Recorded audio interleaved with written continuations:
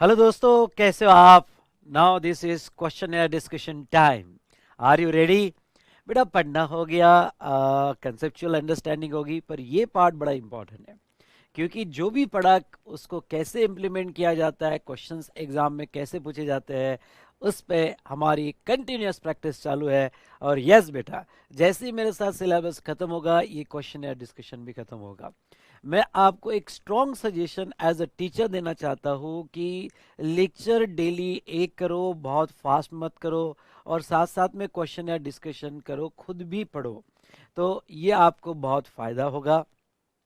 ठीक है। Yes, question या डिस्कशन का आज हम चालू करेंगे चैप्टर 3। ठीक है, तो चलो शुरू करते हैं आज आरसीएम चैप्टर, उसके क्वेश्चन या डिस्कशन। साथ मेरे साथ साथ रिवीजन भी हो जाएगी और हमारा क्वेश्चन या डिस्कशन भी कंटिन्यू हो जाएगा। ठीक है, चलो।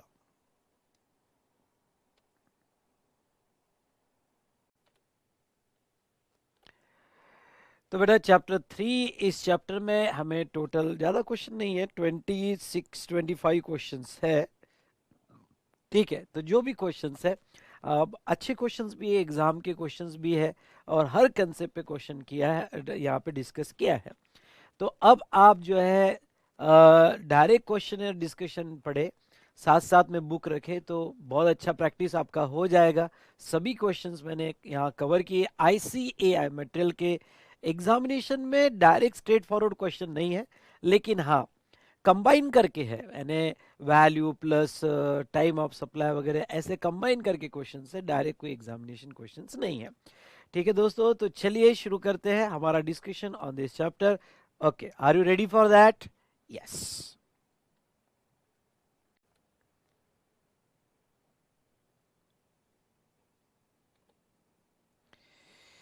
पहला क्वेश्चन बड़ा सिंपल क्वेश्चन है, what does payment of tax under reverse charge means? बोलिए। ओके, तो इसमें कोई खास बात तो नहीं है। रिवर्स चार्ज का पेमेंट जो है सेक्शन 298 के हिसाब से रिवर्स चार्ज का डेफिनेशन, मतलब जहां liability okay instead of supplier किसके ऊपर शिफ्ट कर दिया गया बेटा?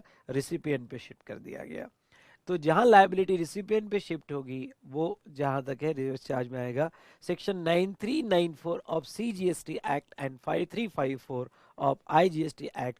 तो रिवर्स चार्ज दोनों एक्ट में है, नोटिफाइड केसेस में 93 और 94 की, और वो बेटा यहाँ पे सीजीएसटी एक्ट में भी है और आईजीएसटी एक्ट में भी है। ठीक है, तो ये था हमारा पहला क्वेश्चन।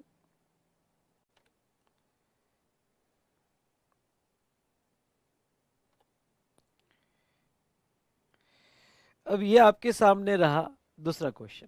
ये कहते हैं, what are the different types of supplies which are liable to tax under reverse charge? अगर आपको याद है तो रिवर्स चार्ज में 93 और 94 दो सेक्शन है, और आईजीएसटी में 5354 है। 93 और 94, ओके, ये दो सेक्शन है। देखो ये क्या कहते हैं, बस ये तो सिंपल क्वेश्चन है, ये तो मैंने बनाया हुआ क्वेश्चन है। देखो, as per section 9 of CGST act 2017, where two types of supplies which are liable to tax under reverse charge, which are specified category of supply of goods or services or both notified by government on recommendation of council, okay, 93, and supply of taxable goods or services, both specified category of goods or services।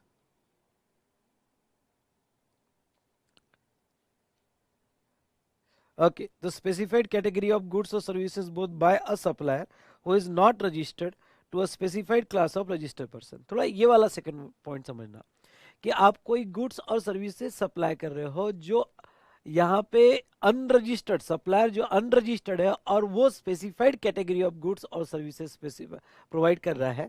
मतलब क्या कि 93 और 94 में क्या difference है? 93 में person कोई भी हो, पर्सन इंपॉर्टेंट नहीं है, कौन सप्लायर अनरजिस्टर्ड है क्या, रिसिपिएंट रजिस्टर्ड है क्या, नहीं।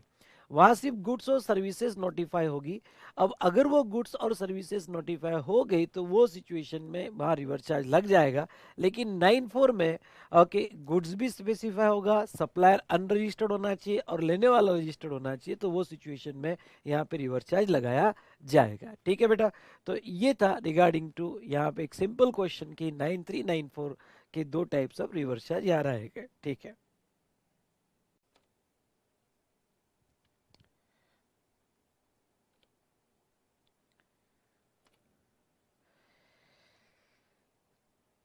चलिए नेक्स्ट डिफरेंस देखिए, what is the difference between reverse charge 93 and 94। 93 और 94 के रिवर्स चार्ज में क्या डिफरेंस है बेटा? ये तो आपको पता है। अगर 93 ओनली गुड्स और सर्विसेज नोटिफाई करता है, और 94 में गुड्स और सर्विसेज तो नोटिफाई होनी ही चाहिए, सप्लायर अनरजिस्टर्ड होना चाहिए और recipient specified category of person होना चाहिए। उसके बाद में okay, second difference, does not matter whether supplier is registered और नॉट। और यहाँ पे 94 यस, सप्लायर अनरजिस्टर्ड होगा तो ही वो रिवर्स चार्ज लगेगा। थोड़ा आपके जानकारी के लिए मैं बता दूं, अगर आपका रिवर्स चार्ज 93 है तो सप्लायर और रिसिपिएंट, एक बार मैं फिर से आपको बता देता हूँ, वैसे तो कोर्स में पढ़ाते वक्त मैंने बताया था, लेकिन एक बार मैं फिर से बता देता हूँ, सप्लायर रजिस्टर्ड भी होगा सप्लायर रजिस्टर्ड, उससे कोई लेना देना नहीं है। अगर उसने कोई गुड्स या सर्विसेज सप्लाई कर दिए तो लायबिलिटी रिवर्स चार्ज पे रिसिपिएंट पे ही आएगी, और सेंट्रल गवर्नमेंट को आरसीएम में, आई रिपीट, आरसीएम में सेंट्रल गवर्नमेंट को रिवर्स चार्ज में रिसिपिएंट को ही देना पड़ेगा। हाँ, यहाँ बात अलग है 93 में, यानी वो सप्लायर रजिस्टर्ड हो या ना हो, सप्लायर हो सकता है अनरजिस्टर्ड हो, सप्लायर हो सकता है अनरजिस्टर्ड हो, उससे कोई लेना देना नहीं है। ओके, अब हमने पढ़ा है, अगर आपको याद होगा तो लॉयर रजिस्टर्ड हो या ना हो, एडवोकेट सर्विस है और बिजनेस एंटिटी को दिया है तो रिवर्स चार्ज लग जाएगा। ठीक है, तो उससे कोई लेना देना नहीं है। अब ये रिवर्स चार्ज में, पर यहाँ ये लेना देना बहुत इंपॉर्टेंट है। रिसिपिएंट ऑलरेडी रजिस्टर्ड है तो कोई प्रॉब्लम नहीं है, रिवर्स चार्ज में वो टैक्स देगा। लेकिन अगर रिसिपिएंट अनरजिस्टर्ड है, ध्यान सुनना, अगर रिसिपिएंट अनरजिस्टर्ड है तो उसको 30 डेज में रजिस्ट्रेशन लेना पड़ेगा, पर लायबिलिटी तो रिसिपिएंट पे ही आएगी। दूसरा मैं आपको कह दूं, सप्लायर ने गलती से भी टैक्स लगा दिया, कभी कभी ऐसा होता है कि सप्लायर रजिस्टर्ड है और उसने गलती से भी टैक्स लगा दिया हो, तो भी गवर्नमेंट रेसिपिएंट को ही टैक्स मांगेगा, सप्लायर अपना रिफंड क्लेम करेगा। ठीक है, लेकिन 94 में अगर आपको याद होगा तो 94 में बेटा सप्लायर जो है वो पहली शर्त है अनरजिस्टर्ड होना चाहिए, मतलब 94 वहां नहीं लगेगा जहां सप्लायर रजिस्टर्ड है, अनरजिस्टर्ड होना चाहिए। और रिसिपिएंट रजिस्टर्ड होना चाहिए। ओके, रिसिपिएंट आपका रजिस्टर्ड होना चाहिए। अब देखो एक बात बता दूं यहाँ पे, जब, यहाँ ध्यान से सुनना, बहुत इंपॉर्टेंट बात मैं आपको बता रहा हूँ, फिर से रिपीट कर रहा हूँ, मैंने रेगुलर क्लास में भी रिपीट किया था, अभी भी मैं रिपीट कर रहा हूँ। क्या कि यहाँ पे वर्ड है रिसिपिएंट पे लायबिलिटी आएगी, ये नहीं लिखा है कि रिसिपिएंट रजिस्टर्ड होना चाहिए, रिसिपिएंट पे लायबिलिटी आएगी। इसका मतलब क्या होता है? इसका मतलब ये होता है कि रिसिपिएंट अगर रजिस्टर्ड है तो कोई बात नहीं, और अगर रिसिपिएंट अनरजिस्टर्ड है तो उसको 30 दिन के अंदर कंपलसरी रजिस्ट्रेशन लेना पड़ेगा, कंपलसरी रजिस्ट्रेशन लेना पड़ेगा। ये बात आई समझ में आपको? तो लायबिलिटी रिसिपिएंट पे आएगी। ओके, तो 94 में ओके, सप्लायर अगर, ख्याल रहे, ये रिवर्स चार्ज कब लगेगा? सप्लायर अगर अनरजिस्टर्ड है और लेने वाला रजिस्टर्ड है और इसमें गुड्स और सर्विसेज नोटिफाइड है। सुनना, इसमें गुड्स और सर्विसेज नोटिफाइड है। ओके, यानी यहाँ पे 3 शर्तें एक साथ पूरी होनी चाहिए। और वो कौन सी 3 शर्तें? कि सप्लायर जो है अनरजिस्टर्ड है, गुड्स और सर्विसेज नोटिफाइड है, रिसिपिएंट रजिस्टर्ड है, हाँ लेते वक्त जस्ट रिसिपिएंट नहीं, रजिस्टर्ड रिसिपिएंट है, और ये रजिस्टर्ड रिसिपिएंट भी नोटिफाइड है, ये रजिस्टर रिसिपिएंट भी नोटिफाइड है। अगर इतनी सारी शर्तें पूरी होती है तो तब जाके रिवर्स चार्ज 94 का लगता है। आपको याद होगा तो 94 के रिवर्स चार्ज में हमने सीमेंट्स या फिर 80% से कम इनपुट और इनपुट सर्विसेज प्रमोटर ने अनरजिस्टर्ड से बाय किया तो वो रिवर्स चार्ज है, और कैपिटल गुड्स का रिवर्स चार्ज है, ये हमने 94 में देखा था। आई होप आपको ये बहुत अच्छे से क्लियर हुआ होगा। आगे बढ़ते हैं। ठीक है, तो ये हमने डिफरेंस देखा।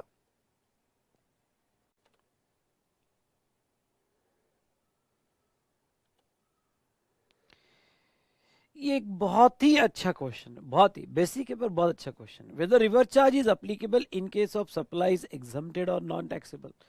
देखिए, ध्यान सुनना, अगर आपको मेरा चार्ट याद होगा तो सेक्शन 9, हमारा जो चार्जिंग सेक्शन है, section 9(1) levy, okay, collection and person liable to pay, person liable to pay taxable person, अगर आपको ये याद होगा। देखो, टैक्स तो तभी आएगा जब लेवी है, ओके लेवी है, ये तो नॉर्मल चार्ज और रिवर्स चार्ज ये गवर्नमेंट को देगा कौन, उसके ऊपर डिस्कशन है। हम ये बात ही नहीं कर रहे बेटा, अगर आपको ये बात समझ में आ रही होगी तो हम ये बात ही नहीं कर रहे कि भाई यहाँ पे सप्लायर देगा, रिवर्स चार्ज देगा, मतलब रिसिपिएंट देगा। ये तो थर्ड स्टेप है। इंपॉर्टेंट है कि लेवी है क्या, मतलब अगर आपका गुड्स पे लेवी ही नहीं है, समझ लो आपका गुड्स नॉन टैक्सेबल सप्लाई है। अगर नॉन टैक्सेबल सप्लाई है तो उसके ऊपर जीएसटी आएगा ही नहीं, लेवी ही नहीं है। तो लेवी नहीं है तो ऐसे केस में ना फॉरवर्ड चार्ज लगेगा ना रिवर्स चार्ज लगेगा, या फिर उसको एग्जम्पशन दिया गया है। अगर आपके गुड्स को एग्जम्पशन दिया गया है तो ना उसके ऊपर फॉरवर्ड चार्ज लगेगा ना रिवर्स चार्ज लगेगा। आई क्या बात आपके समझ में, यस और नो? तो चलिए ओके, ये था जहां तक बात है 9(1) की। तो एक सवाल है कि whether reverse charge is applicable in case of supply of exempted goods और non taxable. No. Okay, if supply itself is exempt or non-taxable, there cannot be any tax thereon. If there is no tax, there cannot any tax under reverse charge. Reverse charge calculate tax that would have been payable by the supplier if there was no reverse charge. हाँ, ये line को समझ लो। Reverse charge का मतलब क्या? Reverse charge का मतलब जो टैक्स सप्लायर को देना था वो रिसिपिएंट देगा अंडर रिवर्स चार्ज, मतलब that would have been payable by the supplier, वो रिसिपिएंट देगा। पर जब लायबिलिटी द सप्लायर, अरे वो पहले तो सप्लाई ही नॉन टैक्सेबल है या सप्लाई एग्जम्प्ट है, तो उसका टैक्स देगा कौन भाई? कोई नहीं देगा उसका टैक्स। डन? ओके।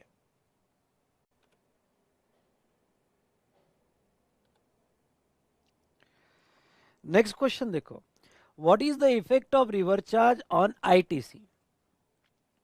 आईटीसी पे क्या इफेक्ट है? वैसे तो नो डाउट अगर आप रिवर्स चार्ज में हो, तो मैंने पढ़ाते वक्त भी कहा था कि आप जब रिवर्स चार्ज में टैक्स देते हो तो आप आईटीसी अवेल कर सकते हो, लेकिन वो टैक्स पे करने के लिए आपका आईटीसी बैलेंस यूज नहीं कर सकते।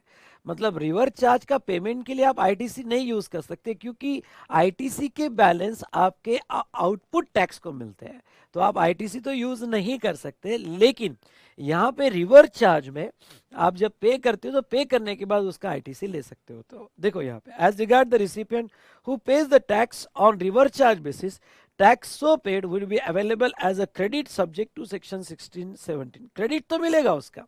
As regard the supplier whose tax paid by recipient, हाँ, whose tax paid by recipient value of such supply shall be treated as exempt supply of the supplier and supply is not eligible for ITC section 17।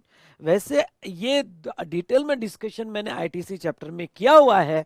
आपका ITC chapter हुआ होगा तो ये point भी समझ में आएगा, और नहीं हुआ होगा तो डोंट वरी, हम ITC में ले लेंगे। ओके, तो अब मैं आपको बता देता हूँ। अब देखो भाई, सप्लायर है और ये रिसिपिएंट है। ध्यान से सुनना, बहुत अच्छा एग्जाम्पल है, सप्लायर है और रिसिपिएंट है। अब सप्लायर समझ लो, एग्जाम्पल लो, कोई भी रिवर्स चार्ज वाला एडवोकेट ले लो। एडवोकेट जो है, इंडिविजुअल एडवोकेट बिजनेस एंटिटी को सर्विस दे रहा है, तो रिवर्स चार्ज में बिजनेस एंटिटी टैक्स देगी।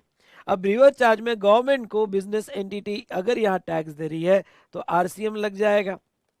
डन, यहाँ पे आरसीएम लग जाएगा। लेकिन अब सवाल क्या है, समझ लो इनवॉइस बना 1 लाख का, समझ लो इनवॉइस बना 1 लाख का, उसके ऊपर 18% का टैक्स 18,000 जो है ये तो रिसिपिएंट पे कर रहा है।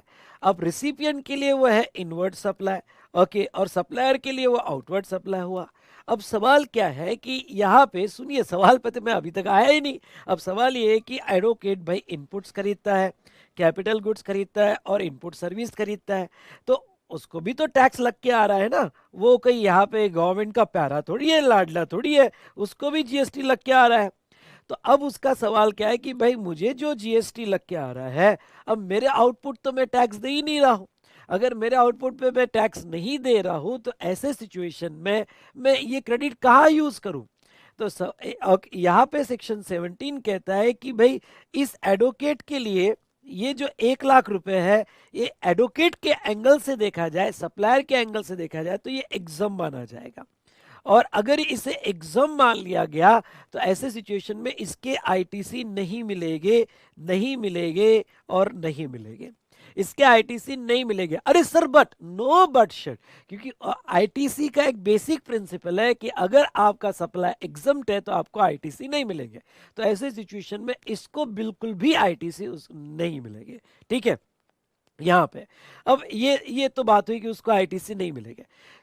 सर गलत, अब गलत छोड़ो यार, मैंने बोल दिया ना, अब क्वेश्चनर में सही गलत तो सवाल ही नहीं। जब हमारा रेगुलर बैच चालू था तब आपने सवाल पूछना था क्या गलत और क्या सही। इसको आईटीसी नहीं मिलेगी, एग्जाम सप्लाई। सर अगर ये एडवोकेट कोई दूसरी सर्विस दे रहा है जो फॉरवर्ड चार्ज में, समझ लो ये एडवोकेट जो है रेंटिंग कर रहा है कमर्शियल प्रॉपर्टी का, और कमर्शियल प्रॉपर्टी का रेंटिंग कर रहा है जो फॉरवर्ड चार्ज में, तो क्या सर उसमें ये क्रेडिट ले सकता है? नहीं, वो exclusively use in exempt supply माना जाएगा। एक्चुअल ये सप्लाई एग्जाम नहीं है, ये रिवर्स चार्ज में है, पर सेक्शन 17(3) ने इस सप्लाई को एग्जाम का स्टेटस दिया गया, उसको आईटीसी डिनाई कर दी है। सर अनड्यू हार्डशिप है, हाँ हाँ sir, but no but shut only cut to cut. अब मैं आऊंगा इधर। ओके, तो अब ये जो है 18,000 ये रिवर्स चार्ज में पे कर रहा है इनवर्ट सप्लाई में। तो इनवर्ट सप्लाई में समझ लिया बिजनेस एंटिटी, इसका भी आउटवर्ड सप्लाई 2 लाख का आउटवर्ड सप्लाई है। ओके, तो और इसके पास आईटीसी बैलेंस था, और ये आईटीसी बैलेंस इसके पास 5,000 रुपये था। तो ये आईटीसी बैलेंस ये पेमेंट के लिए यूज नहीं कर सकता, क्योंकि आईटीसी के जब भी बैलेंस होते हैं वो आउटवर्ड सप्लाई का जो टैक्स होता है उस पर यूज किए जाते हैं, इसलिए 18,000 के पेमेंट के लिए वो यूज नहीं कर सकता। लेकिन 18,000 का पेमेंट करने के बाद बिजनेस एंटिटी अगर आईटीसी की सभी कंडीशन फुलफिल करती है तो ये 18,000 का आईटीसी जरूर ले सकता है, वो रिसिपिएंट आईटीसी जरूर ले सकता है। आई होप आपको ये कंसेप्ट दोबारा, रेगुलर में तो पढ़ाया था, सुपर 35 में पढ़ाया था, बूस्टर में भी पढ़ाया था, पर दोबारा आपका कंसेप्ट अच्छे से हो गया है दोस्तों। ठीक है, चलिए चलिए चलिए, ओके, एग्जाम्पल दिया है, ये आपने पढ़ लेना। थैंक यू, चलो आगे बढ़ते हैं।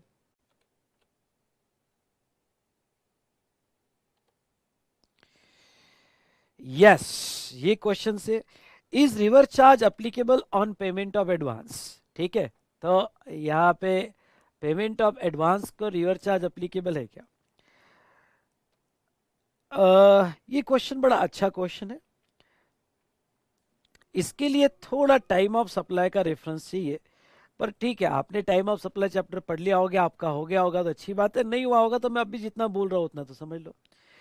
सेक्शन 12(3) टाइम ऑफ सप्लाई और 13(3) टाइम ऑफ सप्लाई, ये जो है आरसीएम के केस में टीओएस बताते हैं टाइम ऑफ सप्लाई। तो टाइम ऑफ सप्लाई ये आरसीएम के केस में सेक्शन 12(3) और 13(3), तो 12(3) जो बात करता है वो सप्लाई ऑफ गुड्स की बात करता है, 13(3) सप्लाई ऑफ सर्विसेज की बात करता है। तो आरसीएम के केस में जो है यहाँ पे रिवर चार्ज आएगा या नहीं आएगा? बड़ा जनरल क्वेश्चन है कि अगर एडवांस दिया है, थोड़ा एडवांस दिया है, मतलब इस तरह से लो कि सप्लायर है और रिसिपिएंट है और इसने गुड्स सप्लाई किया है। अच्छा, गुड्स की नोटिफाइड गुड्स आपको है नहीं 9(3) के सिलेबस में नहीं है, पर मैं समझा देता हूँ। हाँ, अगर आपके सिलेबस में तो कुछ तो एग्जाम्पल मैंने लिए, कैश्यू नट्स वगैरह का एग्जाम्पल अगर आपको याद होगा तो अगर किसी सप्लायर ने गुड्स सप्लाई किए और जिसकी पे करने की जिम्मेदारी रिसिपिएंट पे, अब 9(4) तो ले लो, 9(4) तो है ना आपको, सीमेंट है, इनपुट्स है, ओके, या फिर कैपिटल गुड्स है, तो 9(3) या 9(4) में पे करने की जिम्मेदारी, 9(3) या 9(4) में पे करने की जिम्मेदारी जो है रिसिपिएंट पे टू गवर्नमेंट। ठीक है, तो अब सवाल क्या है कि इसने जो बंदे ने एडवांस दिया, तो इस बंदे ने जो एडवांस दिया है, क्या एडवांस पे रिवर चार्ज आएगा या नहीं आएगा? इसके लिए आपको हेल्प करता है 12(3). 12(3) के हिसाब से अगर मैं जस्ट अभी इतना बता देता हूँ, अभी सिर्फ इतना बता देता हूँ, 12(3) या 13(3) अगर आपने पेमेंट पहले कर दिया, अगर आपने पेमेंट पहले कर दिया, गुड्स आने के पहले कर दिया, तो आपका टीओएस आ जाता है। मतलब रिवर चार्ज में, स्पेशली रिवर चार्ज में बता रहा हूं कि आपने गुड्स आने के पहले पेमेंट कर दिया तो आपका रिवर टाइम ऑफ सप्लाई आ जाता है। इन सिंपल वर्ड में ये कंक्लूड करना चाहता हूं कि वो गुड्स हो या सर्विस हो, अगर एडवांस पेमेंट कर दिया तो रिवर्स चार्ज आ जाएगा और रिवर्स चार्ज में टैक्स देना पड़ेगा। ओके, बाकी डिटेल डिस्कशन 12(3), 13(3) में हम ऑलरेडी आप कर चुके होंगे या फिर हम कर लेंगे बाद में। Reverse charge is applicable when there is a supply. For a supply of goods under reverse charge as per section 12(3), time of supply is the date of payment if it's before the receipt of goods, and in case of supply of service उसमें भी date of payment दोनों में covered है, 12(3) and 13(3). Hence reverse charge is applicable at the time of advance even though actual supply yet to take place. और rule 52 provide that issuance of payment voucher in case, हाँ ये अब देखो, अब answer लिखने का तरीका क्या है? आंसर लिखने का तरीका है कि यहाँ आपको सेक्शन 12(3) और 13(3) का रेफरेंस यूज करना पड़ेगा, एज वेल एज आपको कंक्लूड करना पड़ेगा कि एडवांस पे भी टैक्स आता है, और उसका और आगे इनवॉइस चैप्टर में रूल 52 है जो ये कहता है कि उसका पेमेंट वाउचर बनाया जाएगा, और उसका पेमेंट वाउचर बना के यहाँ पे रिवर चार्ज बेसिस पे उसका एविडेंस रखा जाएगा, जिसके बेसिस पे आप टाइम ऑफ सप्लाई आएगा पेमेंट वाउचर। तो ये डॉक्यूमेंटेशन है। चलो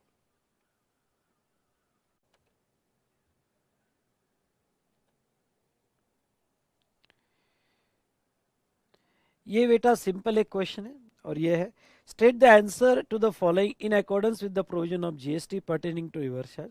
what are the implication to supplier if recipient refuses to pay on river charge basis? No implication on supplier.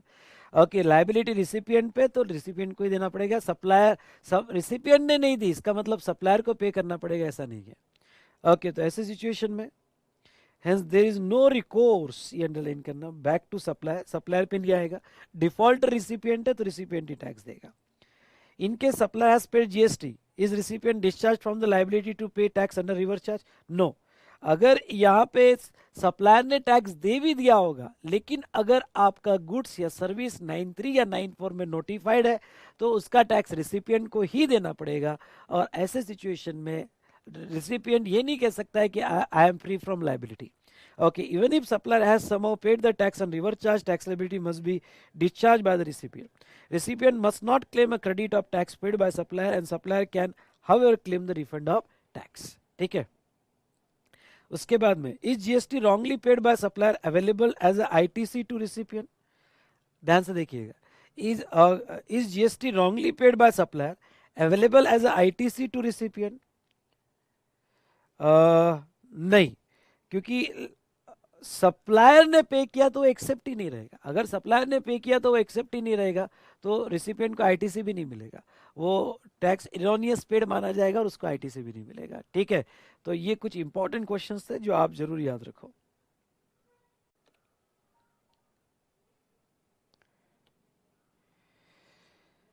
अब देखो next, ABC cooperative housing society avail transport service of Sharma transport private limited for transport of goods by road और a consignment agreement, determine the tax implication of GST. अब देखो अगर GTS service है और GTS transport service notified person को provide किया गया तो रिवर्स चार्ज में लाइबिलिटी आएगी, प्रोवाइडेड दैट कि यहाँ ट्रांसपोर्टर जो है 12% वाला ऑप्शन नहीं ले रहा है। ठीक है, तो ये अब दिया नहीं है क्वेश्चन में, तो ये हमें प्रिज्यूम करके चलना पड़ेगा कि जो है ट्रांसपोर्टर 12% वाला ऑप्शन नहीं ले रहा। देखो मैं आपको ये कह रहा हूँ कि बिल्कुल प्रिज्यूम कर लेना, अगर क्वेश्चन में नहीं दिया है तो आप रिवर्स चार्ज प्रिज्यूम कर सकते हो। ओके, दिया हो तो ही आप रिवर्स चार्ज, अगर ये क्वेश्चन में दिया होता कि यार ट्रांसपोर्टर जो है 12% जो है, तो यार 12% में पे कर रहा है तो फिर आपने रिवर्स चार्ज नहीं लगाना है। ठीक है, तो as per section 9(3) of CGST Act, read with relevant notification, supply of service by good transport agency in respect of transportation of goods by road to any cooperative society established under any law, क्योंकि ये notified person में आता है। Okay, तो आपको याद होगा तो factory, society, cooperative society, body corporate, उसके बाद में रजिस्टर्ड पर्सन अंडर जीएसटी, उसके बाद में यहाँ पे CTP NRTP, unregistered CTP NRTP, वो भी कवर हो जाते हैं। तो ये हमने partnership form AOP and etcetera. तो liability to pay GST shall be on recipient of service that is cooperative society under reverse charge, और 5% का टैक्स वो सिचुएशन में पे किया जाएगा। Is it clear? चलिए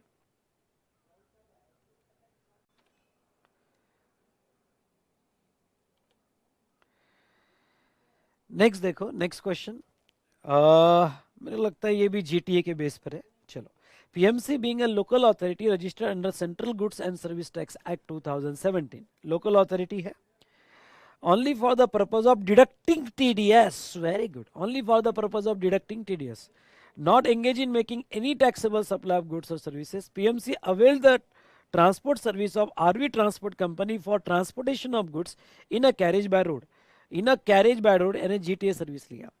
determine tax implication of GST act. अगर आप रेगुलर बुक साथ में रखते हो तो हमने क्या पढ़ा था, एक प्रोविजो पढ़ी थी, और प्रोविजो ये कहती है कि रिवर चार्ज की एंट्री जीटीए की अगर सर्विस लेने वाला गवर्नमेंट डिपार्टमेंट या लोकल अथॉरिटी हो, सिर्फ वो टीडीएस के लिए रजिस्टर्ड है, मानता है कि हम रजिस्टर्ड पर्सन है, लेकिन ओनली टीडीएस के लिए रजिस्टर्ड पर्सन है, तो वो सिचुएशन में जहां तक देखा जाए ये रिवर चार्ज एंट्री अप्लीकेबल नहीं होगी। आगे एग्जम्पशन में भी इसको एग्जम्पशन दिया गया, मतलब इसको फॉरवर्ड चार्ज भी अप्लीकेबल नहीं होगा। ओके, तो जहां तक देखा जाए वो एंट्री के बेस पे हमें आंसर देना है, लेकिन मैं इसको रीड करूंगा, रीड इसलिए करूंगा कि यहाँ पे जो है मैं चाहता हूं कि पॉइंट्स हम फिक्स करें, और पॉइंट फिक्स करके फिर उसको किस तरह से प्रेजेंट किया ये भी देखें।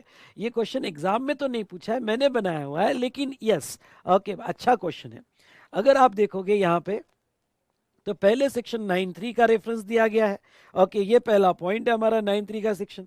Read with relevant notification supply of service by a goods transport agency in respect of transportation of goods by road to any person registered under GST. पहले तो ये दो कि भाई हम कहाँ से शुरुआत कर रहे हैं, कि अगर जीटीए सर्विस किसी भी रजिस्टर्ड पर्सन को दिया, किसी भी कोई भी हो, गवर्नमेंट हो, लोकल अथॉरिटी हो, रजिस्टर्ड पर्सन को दिया, तो वो केस में रिवर चार्ज अप्लीकेबल हो जाएगा और रिसिपेंट पे होगा। पॉइंट नंबर 2, अगर आप पॉइंट्स देते हो तो बहुत अच्छी बात है, प्रोवाइडेड दैट ए प्रोविजो दो कि अगर ये सर्विस लोकल अथॉरिटी को दिया, अब पूरा मत लिखने बैठना, आप टाइम वेस्ट कर दोगे। आपने अगर लिखा गवर्नमेंट एस्टैब्लिशमेंट, गवर्नमेंट अथॉरिटी, मतलब आपने कम से कम 20 से 30 सेकंड वेस्ट कर दिए। आप सीधा सीधा लिखो ना एक ही लाइन में कि GTA service provided to local authority. Even मैं आपको ये भी नहीं कहूंगा कि ये लिखो सी जीएसटी एक्ट 2017, इसमें भी टाइम क्यों कमाते हो, हर सेकंड इंपॉर्टेंट है, बस टू लोकल अथॉरिटी। तो वो केस में जो registered only for the making of deducting tax and not making in it outward taxable supply, तो ये रिवर चार्ज अप्लाई नहीं होगा। नाउ पॉइंट नंबर 3 क्या है, generally liability to pay GST in case of service provided by GTA to notified registered person shall lie on recipient of service as per reverse charge mechanism. ठीक है, तो generally liability to pay GST in case of service provided by GTA to notified registered person, तो liability reverse charge mechanism में 5% में आती है, जो ये केस में नहीं आएगी। But in given case PMC okay being even though registered under GST but not liable to pay tax on service provide GT under reverse charge mechanism. क्यों? क्योंकि वो जहां तक है ये एक्सेप्शनल एंट्री है, नोटिफिकेशन नंबर वगैरह लिखने की जरूरत नहीं, बस आपको यही लिखना कि भाई ये एक्सेप्शन है, ओके प्रोविजो कहती है और वो नहीं पे करेगा। और मैं आपको बता देता हूँ ये एग्जम्पशन में इसलिए सर्विस प्रोवाइडर भी पे नहीं करेगा, ये भी पॉइंट डाल देना। यानी आपके ऐसे 5 पॉइंट्स आने चाहिए, 5 मार्क्स आने चाहिए, एग्जामिनर ना ऐसा ओके 1.2 3 4 5 ओके, अगर 4 मार्क का क्वेश्चन है तो 4 आउट ऑफ 4, मजा आ गया, ओके मार्क्स मिल गए। ये ना कभी कभी ना खुद ही देने का, खुद ही लिखने का, हाँ ये पॉइंट 4 आउट ऑफ 4, ये मजा लेने का, जितना मजा लोगे ना मजा आएगा। ठीक है, चलिए चलिए दोस्तों यहाँ पे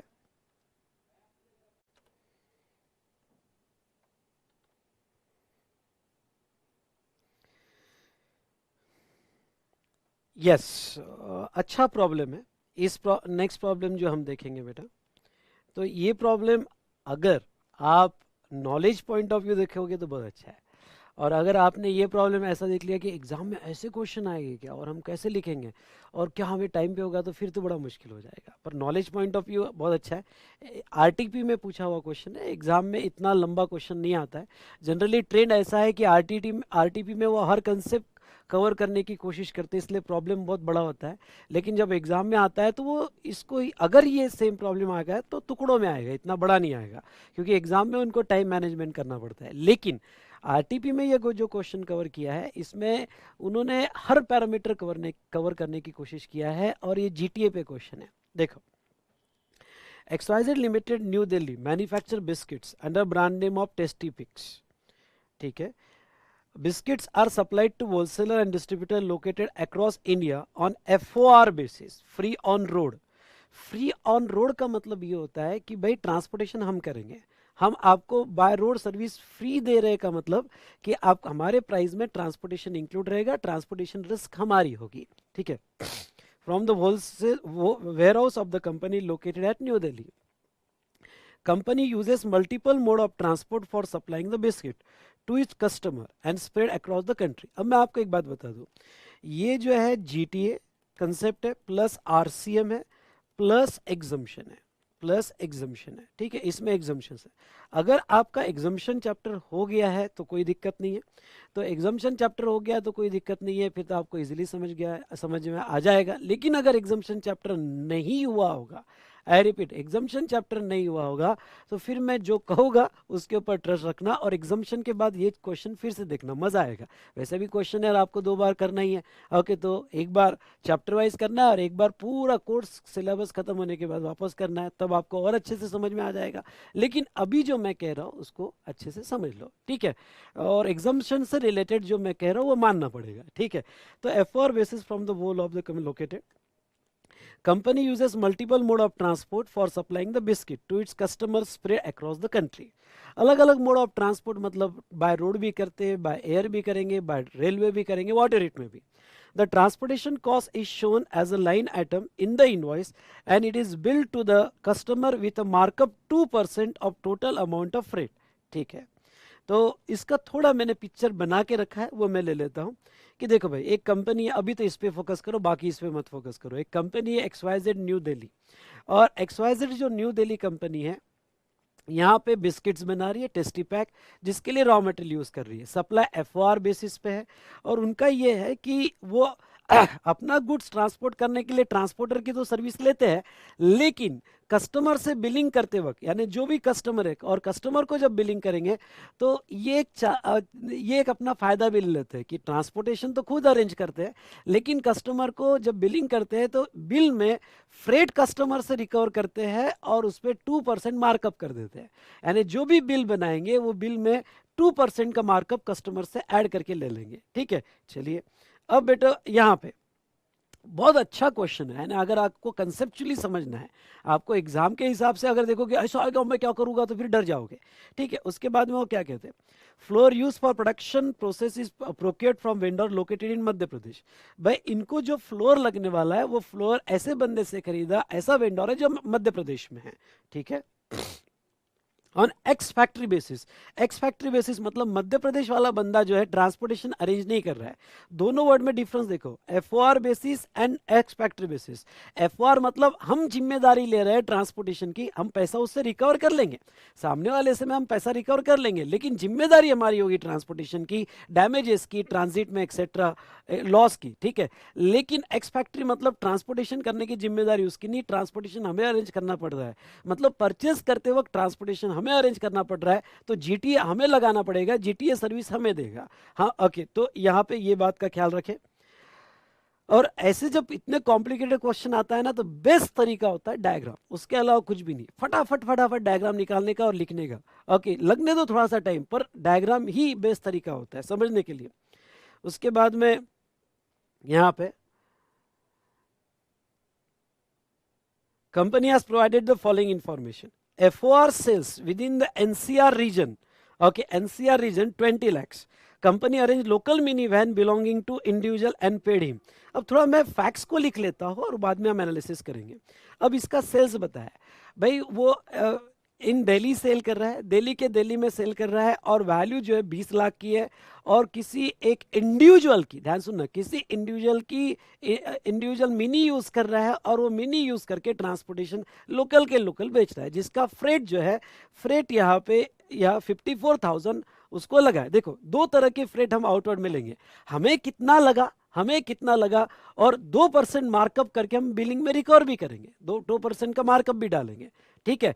तो ये बात हुई। उसके बाद में वो क्या कहते हैं, सेकंड फैक्ट्स लिख लेते हैं पहले। For the sales to location in a distance state 1,78 lakhs, the company book a goods by Indian railway and paid railway freight. हाँ, तो अब अलग अलग मोड ऑफ ट्रांसपोर्ट, तो कोई दूसरे कस्टमर को इंडियन रेलवे यूज किया गया और 1,78 लाख का सप्लाई किया गया, जिसके लिए इंडियन रेलवे का फ्रेट लगा, और इंडियन रेलवे का फ्रेट लगा 3,17,000 रुपए, जो यहाँ पे फ्रेट हमने पे किया, हम 2% मार्कअप उसके ऊपर तो लेंगे ही, ठीक है। तीसरा, next, for sales to location in neighbouring state 55 lakhs, a company book the goods by road carrier, GTA book किया and paid the road freight, ठीक है। Out of total sales neighboring state goods worth rupees 10 lakhs were booked through a GTA. जहां 12% का tax है and freight 73,000 was paid. तो यहाँ पे देखो बाकी जो सेल हमने अदर स्टेट में की, नेबरिंग स्टेट में 25 लैक्स की यहाँ पे सेल की, जिसमें हमने जीटीए सर्विस यूज की, पर 73,000 रुपए का फ्रेट, 73,000 का फ्रेट ऐसा है जहां जीटीए ने 12% लगा के दिया है, और बाकी 3 लाख का फ्रेट ऐसा है जहां जीटीए ने 5% लगा के दिया है। चलो उसके बाद में यहां पे परचेसेस, नीचे परचेसेस का डेटा दिया है। For purchase of floor Madhya Pradesh 25 lakhs, company book the goods bye GTA and paid the road freight. हाँ, तो अब जब मध्य प्रदेश से हमने ओके परचेस किया, तो इसका जो फ्रेट है हमने पे किया है, और हमने 55,000 यानी जीटीए सर्विस हमने ली है। तो देखो यहाँ पे भी जीटीए सर्विस हमने ली, यहाँ पे भी सर्विस हमने ली, यहाँ पे भी सर्विस हमने ली, और यहाँ पे भी सर्विस हमने ली। ओके चलो नेक्स्ट आगे हम पढ़ते हैं। उसके बाद में next, purchase of butter from Punjab, the company booked the goods by GTA and paid road freight 35,000। Okay तो बटर जो है, बटर भी हमने परचेस किया बिस्किट बनाने के लिए, पंजाब से परचेस किया, जिसका फ्रेट हमने 35,000 पे किया। उसके बाद में नेक्स्ट यहाँ पे local purchase of baking powder, baking powder purchase किया जो जीटीए में है, single carriage and paid a freight 1500। तो अगेन बेकिंग पाउडर परचेस किया जिसका सिंगल कैरेज में ट्रांसपोर्ट हो रहा है, और उसका फ्रेट हमने 1500 पे किया हुआ है। उसके बाद में for transferring the biscuit open market value the one of it's sister concern in Rajasthan, company book the goods bye GTA and paid the road freight 40,000।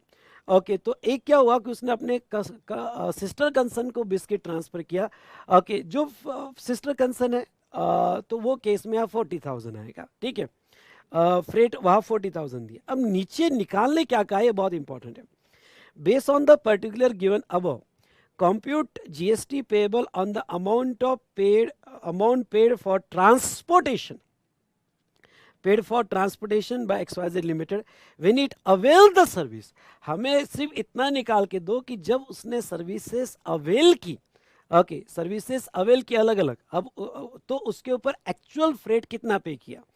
दूसरा, compute the GST charge on transportation cost, मतलब हमें biscuit के value पे GST क्या आएगा उससे concern नहीं है। ओके आपको सिर्फ इतना करना है कि जब आप बिलिंग में ट्रांसपोर्टेशन कॉस्ट लगाओगे, बिलिंग में ट्रांसपोर्टेशन कॉस्ट लगाओगे, तो वो ट्रांसपोर्टेशन कॉस्ट का यहाँ पे हमें आप जीएसटी निकाल के दो। Assume the rate of GST on transportation of goods and biscuits, यानी ट्रांसपोर्टेशन सर्विस पे 5% है और बिस्किट पे 12% है respectively, except where other rate specified in the question. ठीक है, वैसे पूरे जीटीए सर्विस के लिए जीटीए ओके और कोई भी ट्रांसपोर्टेशन सर्विस के लिए आप 5% का रेट ले सकते हो, कोई भी ट्रांसपोर्टेशन सर्विस के लिए 5% का रेट ले सकते हो, और अगर हमने कोई 12% का ही कहा होगा तो वहां 12% हो। अब ये क्वेश्चन का फैक्ट्स हमारे सामने है, ये फैक्ट्स देख लो बेटा। ओके ये फैक्ट्स हमारे सामने है। अब मैं आपको एक एक चीज बताऊंगा। सबसे पहले तो जो गुड्स की वैल्यू उन्होंने दी है 20 लाख, 1,78,000, 25 लाख, की हमारे लिए कोई रिलेवेंट नहीं है, सिर्फ आपको कंफ्यूज करने के लिए दी है। सर हमें बिस्किट के 20 लाख पर का जीएसटी नहीं निकालना, नहीं निकालना है, क्योंकि उन्होंने ये कहा है कि हमें सिर्फ ट्रांसपोर्टेशन का कितना अवेल किया, कितना जीएसटी दिया। आई रिपीट, ट्रांसपोर्टेशन का कितना अवेल किया, कितना जीएसटी दिया, और आउटवर्ड पे 2% मार्जिन जो ट्रांसपोर्टेशन पे है उतने अमाउंट पे जीएसटी निकाल के बताओ, दैट्स ऑल। ओके हमें इसमें कोई इंटरेस्ट नहीं है कि आईटीसी कितना लिया, हमें इंटरेस्ट नहीं है कि बिस्किट की वैल्यू पे कितना टैक्स लगा। ये बहुत इंपॉर्टेंट है। अगर ये एग्जाम में क्वेश्चन आता है तो आप चले जाओगे बिस्किट की वैल्यू, उसका जीएसटी, ट्रांसपोर्टेशन, टाइम वेस्ट कर दिया। पूछा क्या है, जितना पूछा है उस पर ही आंसर आपने देने का। तो चलिए सबसे पहले तो उसने कितनी सर्विसेज ली जीटीए की, हम पूरा फोकस जीटीए पे करेंगे। ओके और मतलब ट्रांसपोर्टेशन पे करेंगे। तो उसने यहाँ जीटीए की सर्विस ली, सॉरी हम यहाँ से स्टार्ट करते हैं। ओके यहाँ जीटीए की सर्विस ली, उसके बाद में यहाँ रेलवे की सर्विस ली 2, ओके उसके बाद में थर्ड अलग अलग जीटीए की सर्विस ली 3, ओके उसके बाद में ये 4, ओके उसके बाद में ये 5, ओके उसके बाद में ये 6, और अपने ही एस्टेब्लिशमेंट को 7। यानी ये प्रॉब्लम कन्फाइन कर लो कि हमें 7 एडजस्टमेंट को step by step GTA service से रिलेटेड, क्योंकि ये सब सर्विसेज XYZ ने अवेल की है, फिर वो आउटवर्ड पे की हो या इनवर्ड पे की हो, पर खरीदी XYZ ने है, इसलिए हमें स्टेप बाय स्टेप देखना है। पहला मैं आपको ये बता दूं कि अगर हमने किसी इंडिविजुअल से, ध्यान से सुनना, अगर हमने किसी इंडिविजुअल से उसके ओन व्हीकल में सर्विस लिया तो आगे एग्जम्पशन चैप्टर में मैं बताऊंगा ये एग्जम्प्ट है। ये ध्यान से सुनो, ये एग्जम्प्ट है, एग्जम्प्ट। ओके, क्यों? क्योंकि ये जीटीए नहीं माना जाता है। फिर से ध्यान सुनना, अगर जीटीए मतलब गुड ट्रांसपोर्ट एजेंसी, ओके, और गुड्स ट्रांसपोर्ट एजेंसी छोड़ के बाकी सभी की सर्विसेज एग्जम्प्ट है। ये इंडिविजुअल है, मतलब ये एजेंसी नहीं है। Okay, agency, good transport agency की डेफिनेशन दी गई है जो हम बाद में देखेंगे। लेकिन यहाँ पे आईसीएआई ने या सीएमए या सीएस इंस्टीट्यूट ने यह व्यू लिया है, एजेंसी मतलब जिसके पास एक से ज्यादा ट्रक है, जो वो ट्रक हायर करता है, अपने खुद के ट्रक है और देता है, वो एज ए एजेंसी रजिस्टर्ड है। ये इंडिविजुअल है, और अगर ये इंडिविजुअल और खुद का ट्रक है तो ये एजेंसी नहीं है। और अगर ये एजेंसी नहीं है तो इसके ट्रांसपोर्टेशन पे जीएसटी लगेगा ही नहीं। अगर जीएसटी एग्जम्प्ट है तो रिवर चार्ज का सवाल ही नहीं आएगा, और रिवर चार्ज का सवाल नहीं आएगा तो ऐसे सिचुएशन में यहाँ पे इसके ऊपर कोई जीएसटी नहीं लगेगा। यानी जहां तक हम बात करें तो इसके ऊपर परचेस पे कोई जीएसटी नहीं लगेगा। अब इसको थोड़ा आगे बढ़ाते हैं, ठीक है ना। हमने जब सर्विस ली तो वो यहाँ पे एग्जाम थी, लेकिन हमारा मैकेनिज्म क्या है? हमारा मैकेनिज्म ये है कि जो भी हम ट्रांसपोर्टेशन लेते हैं इंटू 2%, तो यहाँ पे 2% ऐड करके हम सामने वाले के बिलिंग में रिकवर करेंगे। मतलब हम सामने वाले से जब फ्रेट रिकवर करेंगे तो फ्रेट में हम 2% ऐड कर देंगे, और 55,000, ओके ध्यान सुनना, 55,080, ओके, यहाँ हम रिकवर करेंगे फ्रेट, एज अ फ्रेट हम इससे रिकवर करेंगे। ठीक है, डन।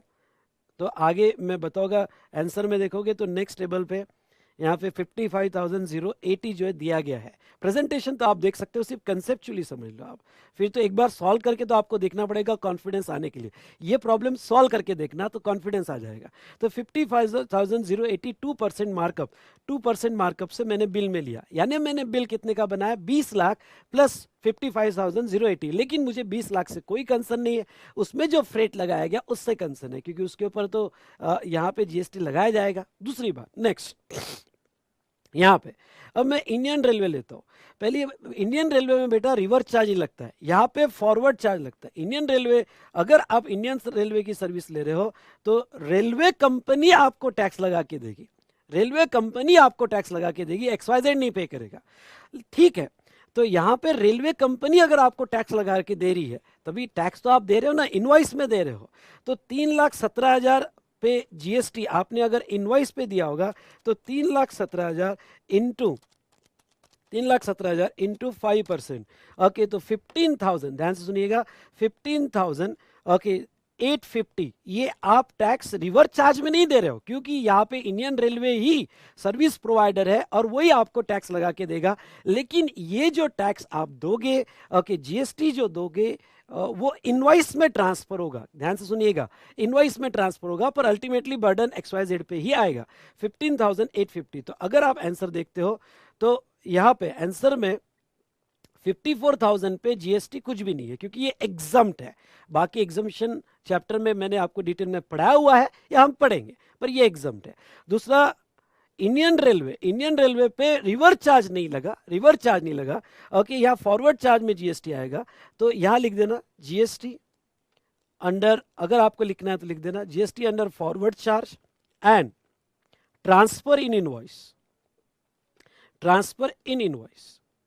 ठीक है, वो इनवॉइस में ट्रांसफर हुआ, रिवर चार्ज अप्लाई नहीं होगा, पर अल्टीमेटली बर्डन जो है वो XYZ पे आया। ठीक है, उसके बाद में नेक्स्ट, अब हम क्या देखेंगे? थर्ड जो है बेटा, जीटीए हमने सर्विस ली और उसमें 12% वाला टैक्स हमें लगा, लेकिन टैक्स हम नहीं देखे, वो फॉरवर्ड चार्ज में, और 5% वाला टैक्स हम देंगे। ओके, तो यहाँ पे 73,000 का फ्रेट था और 73,000 पे 12%, तो 73,000 पे 12% टैक्स हम फॉरवर्ड चार्ज में हम देंगे।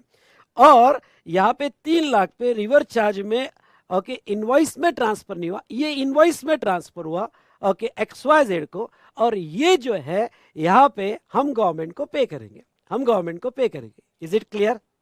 ठीक है, तो आपका एक सवाल आ सकता है, थोड़ा रुक जाना, वो सवाल के लिए रुक जाना। अभी जितना मैं कह रहा हूं कि पूरी लायबिलिटी XYZ ने कितनी ली, इनवॉइस और रिवर्स चार्ज दोनों मिला के हम वो कैलकुलेट कर रहे हैं कि जो भी उसने सर्विस अवेल की इनवॉइस के थ्रू, उन्होंने ये कहा, पूछा कि आरसीएम वाली लायबिलिटी बताओ, उन्होंने कहा कि भाई जितना भी उसने जीएसटी पे किया है ओके इनवॉइस के थ्रू या आरसीएम के थ्रू वो लायबिलिटी बताओ। ये कहा गया है कि सिर्फ आरसीएम वाला बताओ, ठीक है। तो यहाँ पे उसने लायबिलिटी यहाँ पे ली, तो ये हुआ बेटा 12% का टैक्स और ये 6% का। अब देखते हैं और कौन कौन सी सर्विस लिया उसने।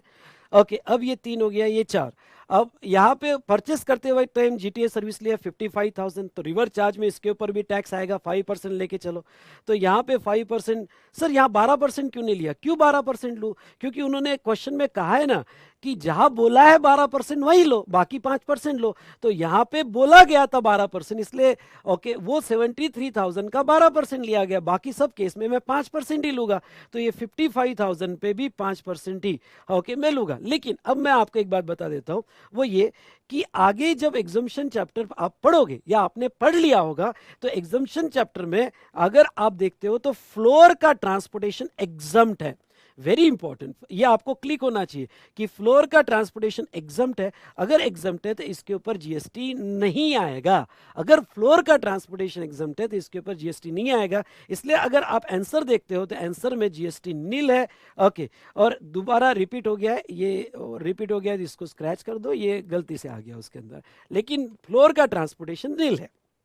ओके उसके बाद में नेक्स्ट अगर आप देखोगे तो उसने बटर ट्रांसपोर्ट किया। बटर का ट्रांसपोर्टेशन एग्जम्प्ट नहीं है, बटर का ट्रांसपोर्टेशन टैक्सेबल है। मिल्क का ट्रांसपोर्टेशन एग्जम्प्ट है। मेरे वर्ड सुनना, आगे एग्जम्पशन जब आएगा तो मिल्क का ट्रांसपोर्टेशन एग्जम्पशन है, बटर का नहीं है। तो बटर पे जीएसटी आएगा तो 35,000 पे आपका जीएसटी आ जाना चाहिए। तो 35,000 5% आपका जीएसटी इसके ऊपर आ जाएगा, ठीक है। उसके बाद में नेक्स्ट बेटा अगर हम देखें तो अब बेकिंग पाउडर में भी ट्रांसपोर्टेशन हमने करवाया, लेकिन एक एग्जम्पशन है, और वो एग्जम्पशन ये है कि अगर सिंगल कैरेज में होगा और फ्रेट 1500 या उससे कम होगा तो ये एग्जम्पशन मिलता है। मैं कह रहा हूं तो मान लो अगर एग्जम्पशन पढ़ा होगा तो आपको याद होगा, तो ये भी एग्जम्प्ट है बेटा, ये एग्जम्पशन में आपको मिल जाएगा आगे, ठीक है। तो एग्जम्पशन के बाद ये जो प्रॉब्लम है फिर से एक बार देख लेना।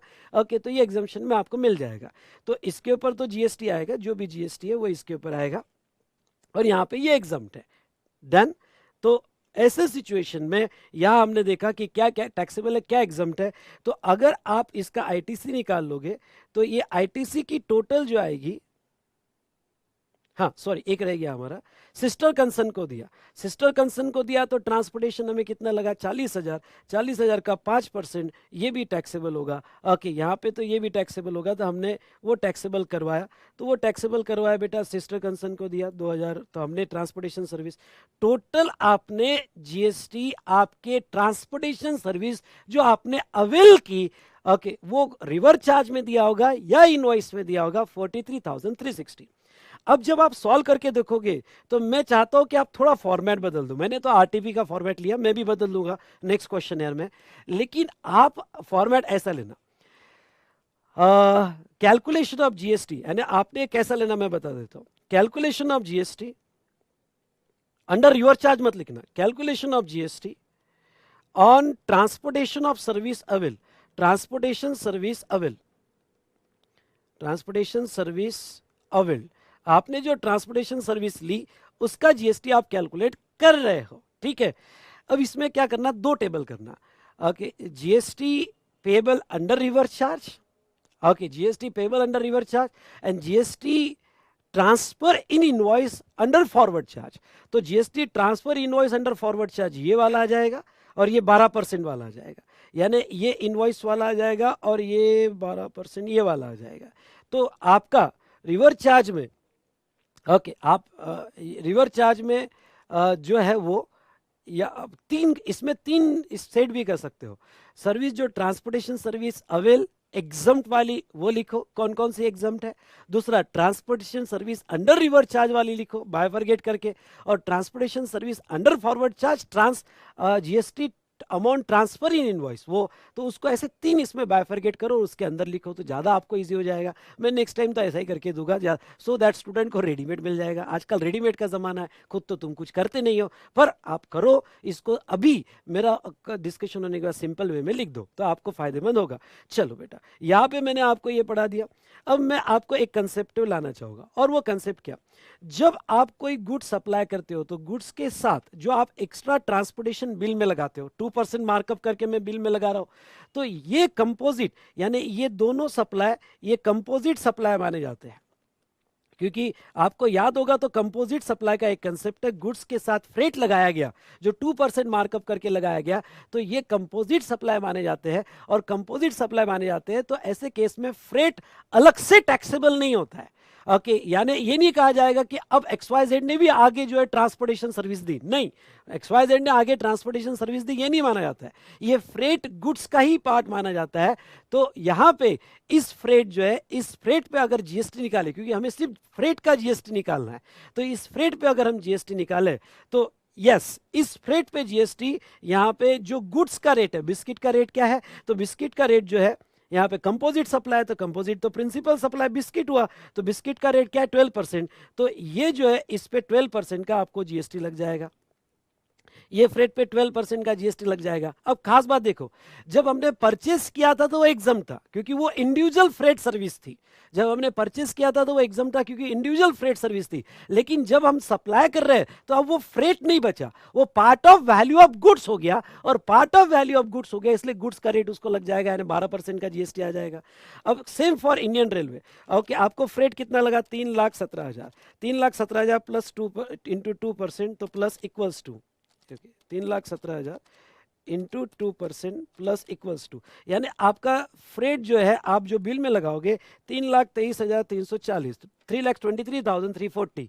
ओके, तो इसको जो भी रेट लगेगा इसको भी 12% लग जाएगा। क्यों? क्योंकि अब ये गुड्स का पार्ट बन जाएगा।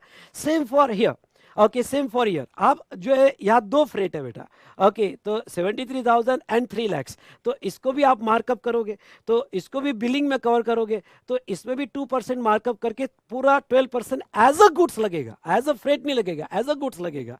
और आपने सिस्टर कंसर्न को दिया तो आपने सेल नहीं किया, ये केस में आप अज्यूम कर सकते हो कि आपने सिस्टर कंसर्न को दिया मतलब सेल नहीं किया, सेल नहीं किया तो यह मार्कअप करने की कोई जरूरत नहीं, और यहाँ पे हम जीएसटी रिकवर नहीं करेंगे उसके ऊपर as a part of value of goods, क्योंकि आप सेल ही नहीं कर रहे हो।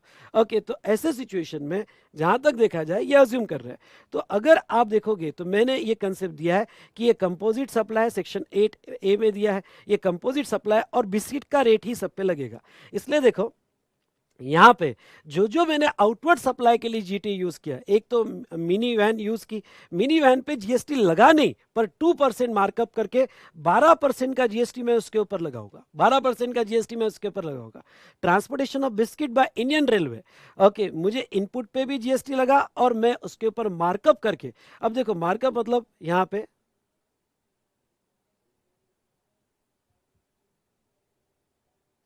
हाँ, इन्होंने मार्कअप क्या किया है,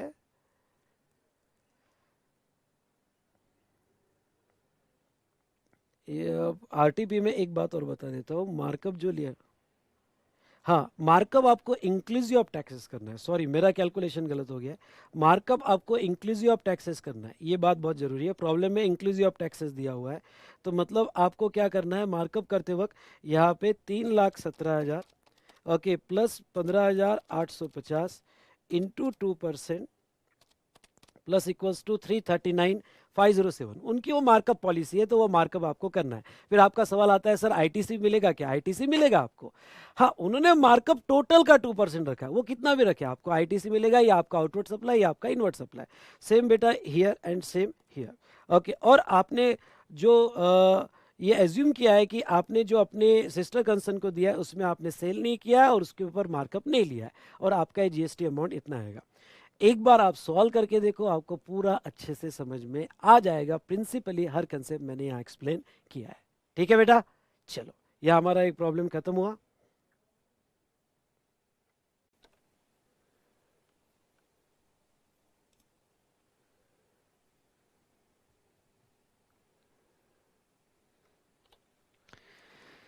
देखिए बेटा, क्वेश्चन जो है, Vakil and Vakil a firm of lawyer render a legal service to B and company architect and MNO Limited, an advertising agency during the October 20XX. Both B&Company and MNO Limited are entitled for threshold exemption in the said financial year. Who is liable to pay GST in this case? ये आपको decide करना है. Would your answer different if B&Company and MNO Limited sought a legal service from Mr. A lawyer? ठीक है. Actually इसमें थोड़ा exemption भी mix है, और वो एग्जम्पशन थोड़ा बहुत यहाँ मैं आपको बता देता हूँ, और उसके बाद में डिटेल डिस्कशन हम एग्जम्पशन चैप्टर में करेंगे. ठीक है. एग्जम्पशन इसमें क्या मिक्स है थोड़ा मैं आपको बता देता हूँ. कैसा है कि कोई भी एडवोकेट, मतलब इंडिविजुअल एडवोकेट और form of advocates business entity को सर्विस दे रहा है. ध्यान से सुनिएगा, बिजनेस एंटिटी को सर्विस दे रहा है, तो ऐसे सिचुएशन में बिजनेस एंटिटी पर रिवर्स चार्ज है, यानी आरसीएम देना पड़ता है बिजनेस एंटिटी को, यहाँ पे गवर्नमेंट को टैक्स देना पड़ता है. लेकिन एक एग्जम्पशन है, और वो एग्जम्पशन क्या है, आपका अगर चैप्टर हो गया होगा तो बहुत अच्छी बात, एग्जम्पशन नहीं हुआ होगा तो समझ लो. एग्जम्पशन ये है कि अगर ये business entity not liable to registration है, नॉट लायबल टू रजिस्ट्रेशन है, ठीक है, नॉट लायबल टू रजिस्ट्रेशन है, मतलब थ्रेशोल्ड में है, तो फिर वो रिवर्स चार्ज में टैक्स नहीं देगी. यानी जब तक उसका थ्रेशोल्ड है, थ्रेशोल्ड मतलब ऐसा समझ लो 10 लाख 20 लाख, 10 लाख या 20 लाख या 40 लाख, जब तक वो थ्रेशोल्ड में है तब तक. अगर वो स्पेशली एडवोकेट सर्विस में, सभी रिवर्स चार्ज में नहीं, एडवोकेट सर्विस है और आगे एक गवर्नमेंट सर्विसेज है, बस अभी इतना समझ लो एडवोकेट सर्विसेज में ये एक एग्जम्पशन है, और वो एग्जम्पशन है कि अगर business entity not liable to registered है, थ्रेशोल्ड में है, तो फिर रिवर्स चार्ज में भी टैक्स देने की जरूरत नहीं. ये स्पेशल बेनिफिट एडवोकेट सर्विस में दिया गया है. हाँ, मैंने आपको ये पढ़ाया हुआ है, और ये पढ़ाया हुआ है कि इनको कंपलसरी रजिस्ट्रेशन आता है जब भी रिवर्स चार्ज में हो, यानी वो अनरजिस्टर्ड हो गए तो रिवर्स चार्ज में कंपलसरी रजिस्ट्रेशन आता है, और कंपलसरी रजिस्ट्रेशन में 30 दिन के अंदर उन्हें रजिस्ट्रेशन लेना पड़ता है. हम मैंने ही पढ़ाया है ये, लेकिन इसको स्पेशल एग्जम्पशन है. अगर सर्विस लेने वाली business entity not liable to registered है, थ्रेशोल्ड में है, तो जब तक वो रजिस्ट्रेशन नहीं लेती है तब तक रिवर्स चार्ज नहीं आएगा, और यहाँ एग्जम्पशन मिल जाएगा. ठीक है. डिटेल डिस्कशन जो है हमने एग्जम्पशन चैप्टर में देखा है या देखेंगे, जो भी है. अब देखो यहाँ पे क्या हुआ कि वकील firm of lawyer rendered a legal service, पहले तो फर्म है, लीगल सर्विस दिया, चलो ये सेटिस्फाई होता है. B and company and architect business entity है, और एमएनओ लिमिटेड बिजनेस एंटिटी है, एडवर्टाइजिंग एजेंसी है. During October both company and MNO limited are not entitled for threshold exemption. ये बहुत इंपॉर्टेंट है, are not entitled for threshold exemption, मतलब अगर वो थ्रेशोल्ड में होते तो फिर रिवर्स चार्ज में भी टैक्स नहीं आता, लेकिन वो थ्रेशोल्ड में नहीं है, मतलब वो ओके यहाँ पे रजिस्टर्ड है तो फिर रिवर्स चार्ज लग जाएगा. ओके, तो वो तीनों थ्रेशोल्ड में नहीं है. ओके, तो ये जस्ट एक कंसेप्ट मैंने आपको बता दिया. और will your answer different if B company and ML limited sought legal service from mister A lawyer? वो फर्म ऑफ लॉयर है या इंडिविजुअल एडवोकेट हो, वो कंसेप्ट वही है. तो सेक्शन 93 रिवर्स चार्ज है. अगर यहाँ पे इंडिविजुअल एडवोकेट या सीनियर एडवोकेट ने लीगल सर्विस दी टू बिजनेस एंटिटी, तो liability to pay GST on recipient. In given case, service are provided by firm of lawyer, vakil and vakil to MNO Limited, and BN Company a business entity. Thus, liability to pay GST shall be upon MNO Limited and BN Company. यानी reverse charge में liability आएगी, और answer में कोई change नहीं होगा अगर ये इंडिविजुअल लॉयर से, और यहाँ कोई एग्जम्पशन भी नहीं मिलेगा क्योंकि ये थ्रेशोल्ड के बाहर है. अगर ये थ्रेशोल्ड के अंदर होता तो एग्जम्पशन भी मिल जाता. सो दोस्तों, ये था रिगार्डिंग टू लीगल सर्विस से related.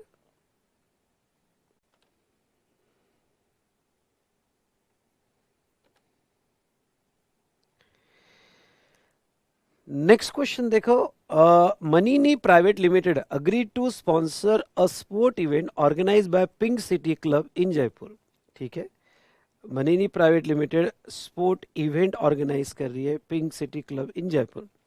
मनीनी private limited has paid an amount 50 lakhs for such sponsorship of sport event.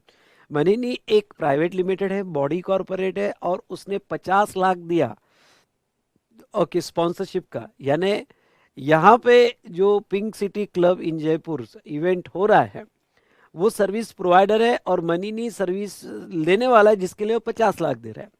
Consequently said event was name after the brand name of Manini private limited. Examine who is a person liable to pay tax in given case. कौन इसके case में tax pay करेगा? तो अगर आपको याद होगा तो सेक्शन 9(3) ओके नोटिफिकेशन अमेंड, ये लिखने की कोई वैसे ज़रूरत नहीं है. मेरा आपको कहना है कि अगर ये आपने स्क्रैच भी कर दिया तो चलेगा. एज पर सेक्शन 9(3) डायरेक्ट लिख दिया चलेगा.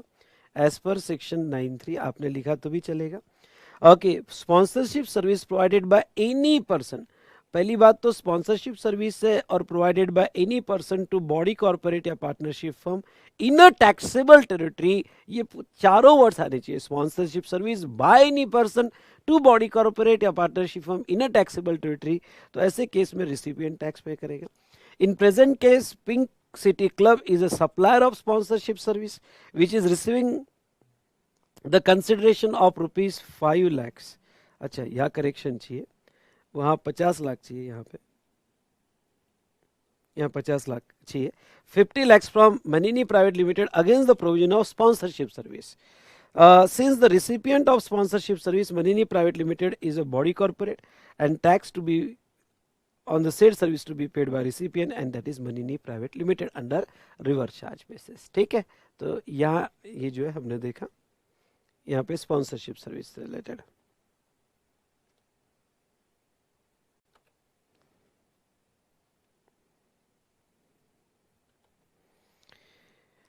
नाउ नेक्स्ट क्वेश्चन पे आ जाओ. दर्पण Singhania is a director of Narayan limited. A company paid him a sitting fee amounting ₹25,000.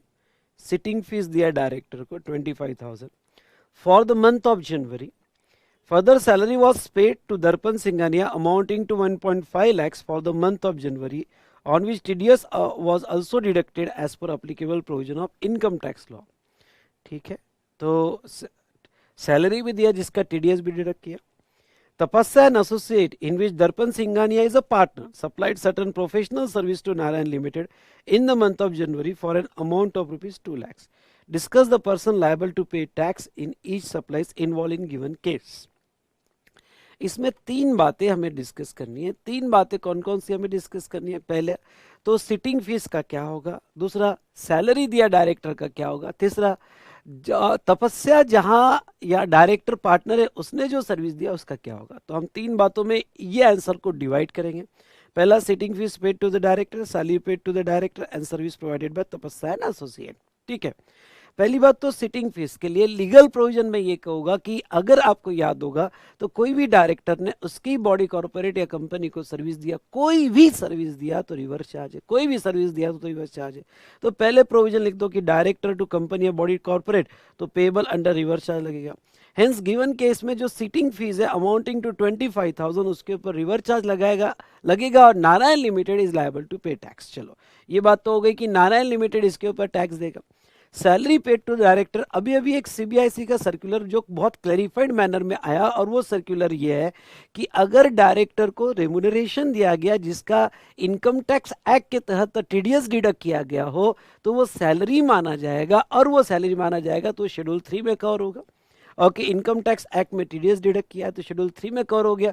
Okay, और वो सिचुएशन में उसके ऊपर कोई जीएसटी नहीं आएगा. मतलब अगर कंपनी ने डायरेक्टर को सैलरी पे की तो उसके रिवर्स चार्ज में कोई टैक्स नहीं आएगा.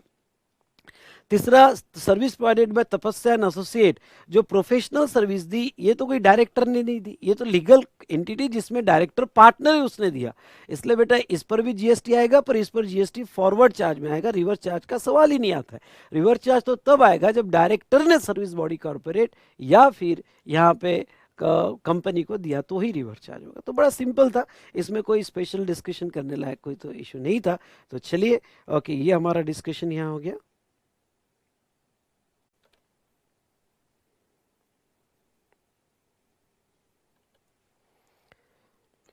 यस बेटा, नेक्स्ट है yes bank located in Nagpur appointed mister Mahesh a recovery agent for collecting outstanding balance amount of loan from one of its customer.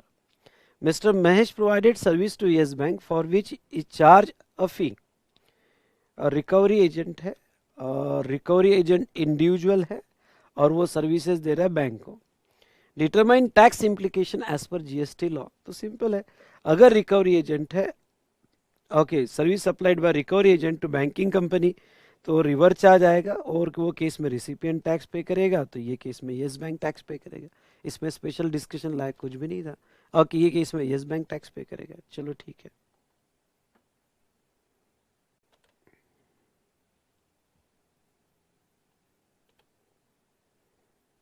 चलिए नेक्स्ट क्वेश्चन देखिए।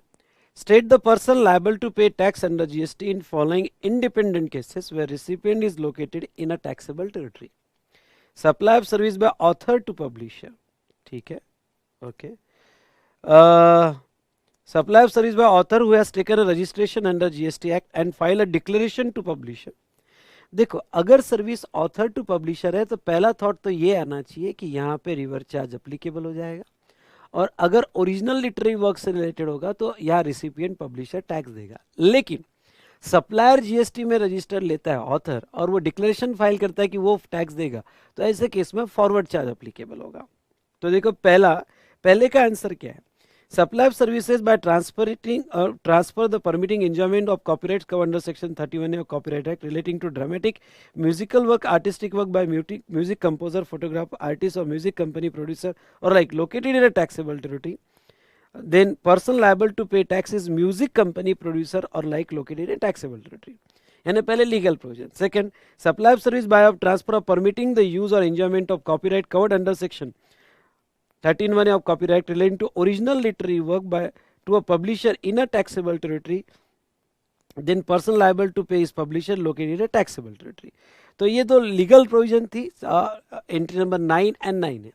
इसके बेस पे अगर मैं आंसर देने जाऊं तो पहले केस में ऑथर पब्लिशर को दे रहा है, तो वो सिचुएशन में एंड पब्लिशर टैक्स देगा। लेकिन ओके, यहाँ पे ये एक्सेप्शन भी है कि nothing contain in this notification apply if author registered under GST and GST is payable under forward charge if he filed the declaration that he exercised the option to pay the tax under forward charge, comply with all provision as they applied to a person liable for paying the tax in relation to supply of such service, and he shall not withdraw the same option for 1 year. Okay, जो in prescribe form में वो declaration देगा, तो ऐसे situation में ये 9(3) में नहीं आएगा और ऑथर ही उसका टैक्स देगा।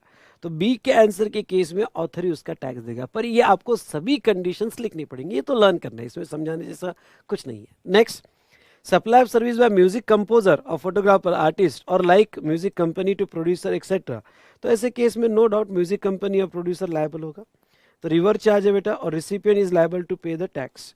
Last, would your answer differ in case of music composer, photographer, artist file a declaration to music company, producer or like located in taxable territory?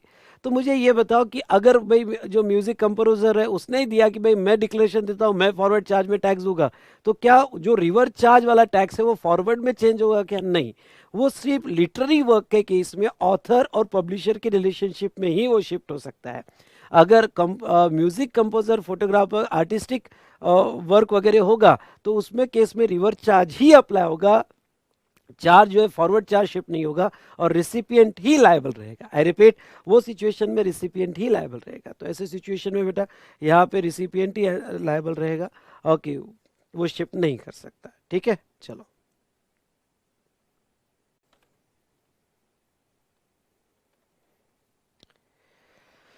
Well बेटा, सो नेक्स्ट जो है Chetan Bhagat, unregistered, renowned writer and author of two states transfer the copyright of his published book to state to Balaji Publication for a consideration. Examine the tax implication as per GST Act. ठीक है, पहले तो अगर आपको याद होगा तो legal provision section 9(3) में हमने क्या देखी थी? सेक्शन 9(3) में हमने लिखी थी कि लिटरेरी वर्क होगा और पब्लिशर को दिया okay in a taxable territory, तो रिवर्स चार्ज अप्लाई हो जाएगा। लेकिन अगर यहाँ पे वो डिक्लेरेशन देता है, जैसे अभी हमने देखा कि अगर डिक्लेरेशन देता है इन अ प्रिस्क्राइब फॉर्म ये शर्तों पे, तो फॉरवर्ड चार्ज में अप्लीकेबल होगा, फॉरवर्ड चार्ज में अप्लीकेबल होगा। तो मैंने दोनों प्रोविजन लिख दिया कि वैसे तो रिवर्स चार्ज है पर वो डिक्लेरेशन देता है तो फॉरवर्ड चार्ज में अप्लीकेबल किया जाएगा। ठीक है, सेम क्वेश्चन था जो हमने अर्लियर देखा था, वैसे ही सेम क्वेश्चन है। ठीक है, चलो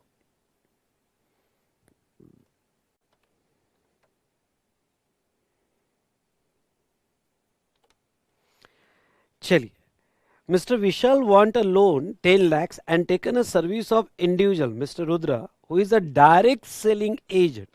एक तो रुद्रा इंडिविजुअल है और direct selling agent of HDFC bank, and bank pay the commission to mister Rudra 2% of loan granted to mister Vishal for giving a customer to bank, यानी बैंक उसको कमीशन दे रही है 2% का. Calculate the amount of GST payable if GST 18% and who is liable to pay GST. अगर आपको याद होगा तो individual direct selling agent bank को,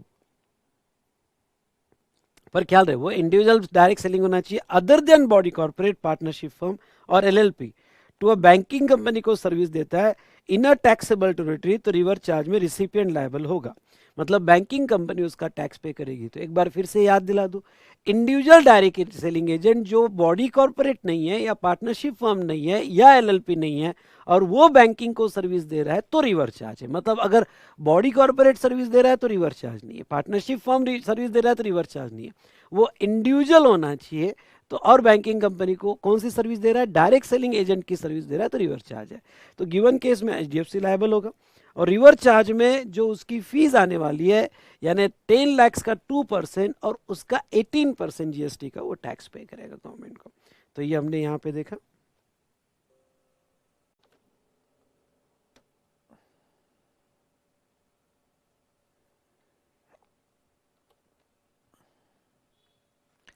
ये प्रॉब्लम सच में बहुत अच्छा है, स्टार कीजिएगा इस प्रॉब्लम को. The Professional Security Pune, a firm of security agency providing services by way of supply of security personnel to following categories of person. Security agency है, security services provide कर रही है, firm है, ठीक है. XYZ Private Limited तो पहले तो XYZ को सर्विस दिया, company registered under CGST act valuing 10 lakh rupees. Regular book भी ओपन करके रखो क्योंकि हमें रेगुलर बुक के साथ पढ़ना है. Sindh cooperative credit society Mumbai which is not registered under CGST act worth rupees 8 lakh, ठीक है.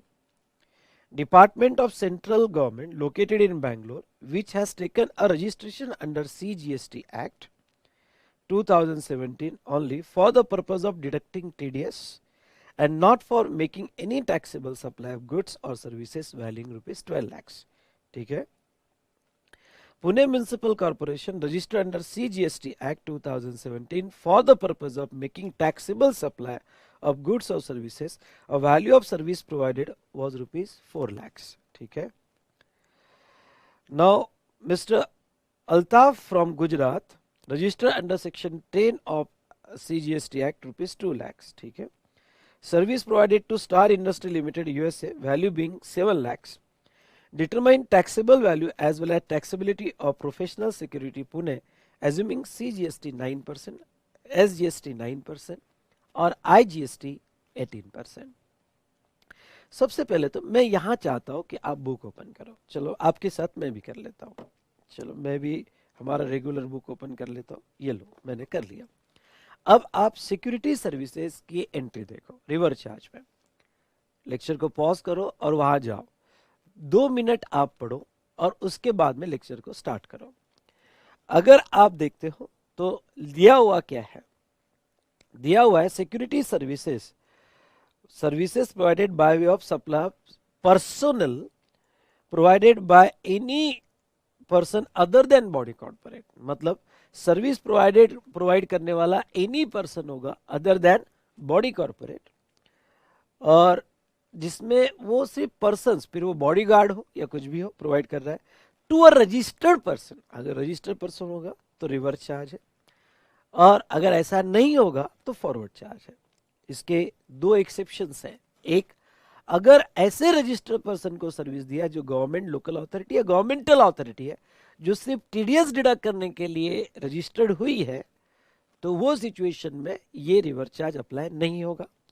और नेक्स्ट, अगर कंपोजिशन स्कीम में है तो ऐसा रजिस्टर्ड बंदा जो कंपोजिशन स्कीम में, सुनिएगा, ऐसा रजिस्टर्ड बंदा जो कंपोजिशन स्कीम में है तो यहाँ पे जो है ये स्कीम अप्लीकेबल नहीं होगी, यानी रिवर्स चार्ज अप्लीकेबल नहीं होगा, फॉरवर्ड चार्ज अप्लीकेबल होगा. देख लिया. अब आपके दिमाग में स्ट्रक्चर बनेगा। ये प्रैक्टिस फॉलो करना, रेगुलर बुक बाजू में रखना, जब सेकंड रीडिंग हो, थर्ड रीडिंग क्वेश्चन है, फोर्थ रीडिंग चार्ट्स क्वेश्चन है, फटाफट। तो पहले जब अब क्लास होने के बाद जब भी रीडिंग करोगे ना, चार्ट्स भी वहीं, रेगुलर बुक भी वहीं, क्वेश्चन भी वहीं, इसको तीनों को लिंक करते जाना, क्योंकि तीनों को अगर लिंक करोगे तो इसके बाद एक बिफोर एग्जामिनेशन जब 1.5-2 महीना पहले रिवाइज करोगे तो फिर आपको रेगुलर बुक की जरूरत नहीं, क्योंकि आपके माइंड ने मैपिंग कर लिया तीनों के साथ, ठीक है। फिर रेगुलर बुक हटा दी, चार्ट और क्वेश्चन इनफ हो जाएगा आपका।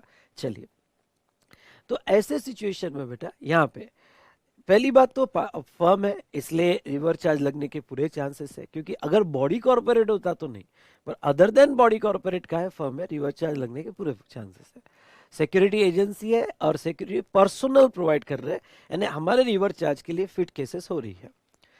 To XYZ private limited registered under GST value 10 lakhs, no doubt registered person को सर्विस दिया, वैल्यू 10 lakhs है, रिवर्स चार्ज आएगा। तो यहाँ पे रिवर्स चार्ज आएगा बेटा। और यहाँ अब मैं आपको बताऊं वो क्या कहते हैं, determine the taxable value as well as tax liability of professional security Pune. मतलब अगर थोड़ा ये टेबल को टाइटल आप देखो, उसमें प्रिंट नहीं हुआ होगा शायद, ओके आप टाइटल दे दो, तो tax liability of professional security, इसकी लायबिलिटी निकालना है। अब ये रिवर्स चार्ज में मतलब ये लायबिलिटी XYZ की है, ध्यान सुनिएगा, ये लायबिलिटी XYZ की, लायबिलिटी यहाँ पे जो है प्रोफेशनल सिक्योरिटी का नहीं है। इसलिए ये सिचुएशन में मैं टैक्स लायबिलिटी रिवर्स चार्ज में गई, टैक्सेबल वैल्यू 0 आई। और अगर हम नोटिफिकेशन नंबर, मैं आपको कहूँगा कि नोटिफिकेशन नंबर याद रहना भी नहीं है, इसलिए आप सीधा सीधा एज पर सेक्शन 9(3) लिख दो, क्योंकि 9(3) में अलग अलग नोटिफिकेशन से एंट्री ऐड हुई है, इसलिए मैं आपको सजेस्ट करूंगा कि 9(3) लिख दो, बात को खत्म करो कि रिवर्स चार्ज में। ओके, और ये बहुत अच्छा प्रेजेंटेशन है कि वही एडजस्टमेंट, वही रुपीस और वही रीजंस, उसके सामने रीजन, इससे बढ़िया और कोई प्रेजेंटेशन नहीं है, ठीक है। दूसरा बेटा यहाँ पे वो क्या कहते हैं, दूसरा ये कहते हैं Sindh cooperative society Mumbai which is not registered under CGST act worth ₹8 lakhs। ख्याल रहे, रिवर्स चार्ज तभी लगेगा जब लेने वाला रजिस्टर्ड है, अगर लेने वाला रजिस्टर्ड नहीं है तो फॉरवर्ड चार्ज लग जाएगा। तो ऐसे सिचुएशन में यस फॉरवर्ड चार्ज लगेगा, यहाँ प्रोफेशनल सिक्योरिटी लायबल होगा 8 lakhs, और यहाँ फॉरवर्ड चार्ज के तहत ओके यह लायबिलिटी आएगी, रीजन उसका दिया हुआ है। उसके बाद में नेक्स्ट, डिपार्टमेंट ऑफ गवर्नमेंट को भी security service the located in Bangalore which have taken a registration under CGST act only for the purpose of deducting TDS। अगर आप इसके एक्सेप्शन पढ़ते हो तो अगर सिक्योरिटी सर्विस प्रोवाइडर ने डिपार्टमेंट ऑफ गवर्नमेंट को सर्विसेज दिया तो वो सिचुएशन में, यहाँ पे वो सिचुएशन में देखोगे तो वो किस सिचुएशन में रिवर्स चार्ज एप्लीकेबल नहीं है। अब मैं एक डिफरेंस बता देता हूं आपको, क्या डिफरेंस है। ये GTA सर्विस में भी एक्सेप्शन है और ये सिक्योरिटी सर्विसेज में भी एक्सेप्शन है, सिक्योरिटी सर्विस में भी एक्सेप्शन है, बहुत इंपॉर्टेंट डिफरेंस बता रहा हूं, मैं आपका ध्यान चाहूंगा।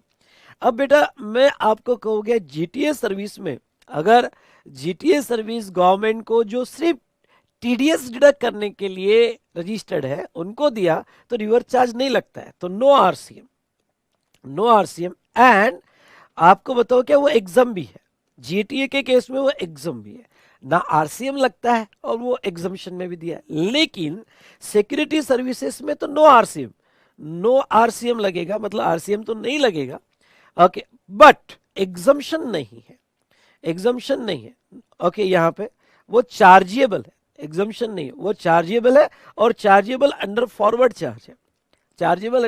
चार्ज है, ये दोनों में बहुत डिफरेंस है अगर गवर्नमेंट को सर्विस दिया जो रजिस्टर्ड है। इसलिए GTA के केस में अगर GTA service government local authority को दिया तो वो सिचुएशन में रिवर्स चार्ज तो नहीं आएगा, as well as forward charge भी नहीं आएगा, क्योंकि वो एग्जम्प्ट है। लेकिन सिक्योरिटी सर्विसेज में रिवर्स चार्ज नहीं आएगा, पर वो चार्जेबल है, यहाँ कोई एग्जम्पशन नहीं है, इसलिए वो फॉरवर्ड चार्ज में टैक्सेबल होगा। आई होप आपको ये बात समझ में आई होगी। तो दोस्तों यहाँ जहां तक देखा जाए तो ये चार्जेबल है और फॉरवर्ड चार्ज में टैक्स होगा, और प्रोफेशनल सिक्योरिटी इसका टैक्स पे करेगा। आई होप आपको ये बात समझ में आई? उसके बाद में पुणे म्यूनिसिपल कॉर्पोरेशन को सर्विस दिया under CGST Act for the purpose of making taxable supply of good service a value of service provided under। मतलब क्या, पुणे म्यूनिसिपल कॉर्पोरेशन रजिस्टर्ड है। अब मैं ये मानता हूं कि ये जो एक्सेप्शन है इस एंट्री का, अगर आपने गवर्नमेंट को, लोकल अथॉरिटी को, या फिर आपने लोकल अथॉरिटी को भी सर्विस दिया जो ओनली टीडीएस के लिए रजिस्टर्ड है, तो रिवर चार्ज नहीं, फॉरवर्ड चार्ज लगेगा। लेकिन ये केस में म्यूनिसिपल कॉर्पोरेशन यहाँ पे टैक्सेबल सप्लाई कर रहा है, मतलब ये ओनली टीडीएस के लिए रजिस्टर्ड नहीं है। अगर ये ओनली टीडीएस के लिए रजिस्टर्ड नहीं है तो ऐसे सिचुएशन में यहाँ रिवर चार्ज लग जाएगा, और पुणे म्यूनिसिपल कॉर्पोरेशन रजिस्टर्ड होने की वजह से यहाँ पे लायबिलिटी पुणे म्यूनिसिपल कॉर्पोरेशन पे आएगी, रिवर चार्ज लगेगा।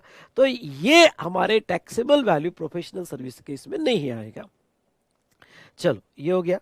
नेक्स्ट देखो वो क्या कहते हैं, mister Altaf from Gujarat registered under section 10 of the CGST act of ₹2 lakh. मतलब क्या, और ये सेकेंड एक्सेप्शन पे सवाल है कि अगर आप जो है ऐसे रजिस्टर्ड बंदे को देते हो जो कंपोजिशन स्कीम में है, तो ये रिवर्स चार्ज नहीं लगेगा। मतलब क्या कि ये फॉरवर्ड चार्ज में ही जाएगा और 2 लाख यहाँ पे लायबिलिटी प्रोफेशनल सिक्योरिटी की आ जाएगी। और उसके बाद में last, service provided to a star industry USA value ₹7 lakh. तो रजिस्टर्ड पर्सन जो होना चाहिए वो टैक्सेबल टेरिटरी में होना चाहिए। एक बेसिक फंडा है कि रिवर चार्ज में जब भी सर्विस जाती है तो रिसिपिएंट टैक्सेबल टेरिटरी में होना चाहिए।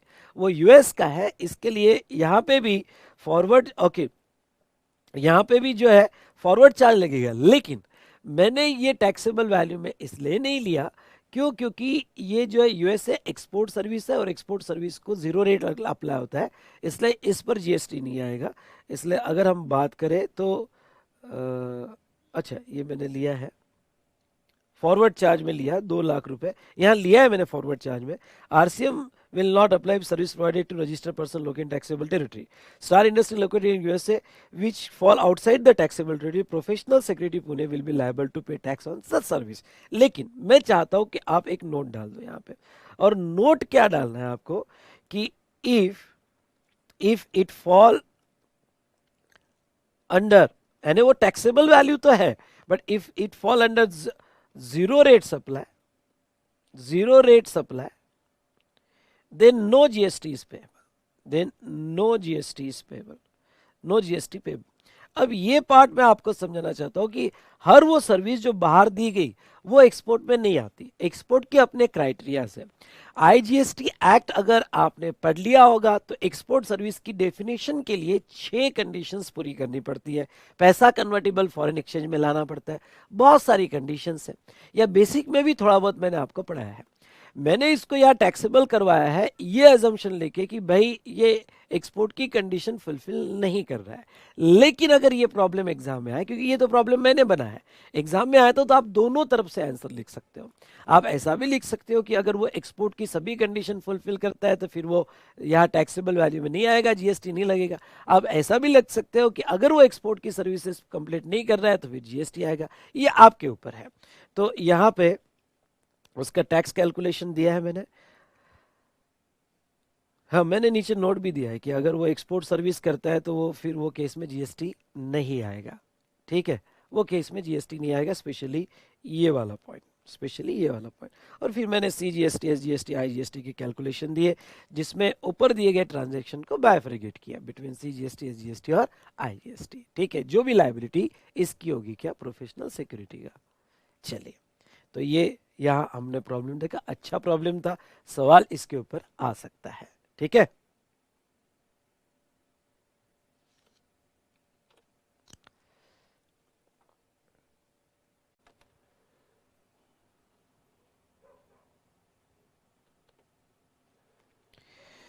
वेल नाउ नेक्स्ट क्वेश्चन, ये भी अच्छा क्वेश्चन है, एग्जाम में आ सकता है। Emco India limited, a trader engage in the supply of goods and services at intrastate level. Its aggregate turnover for the preceding financial year is 12.75 lakhs.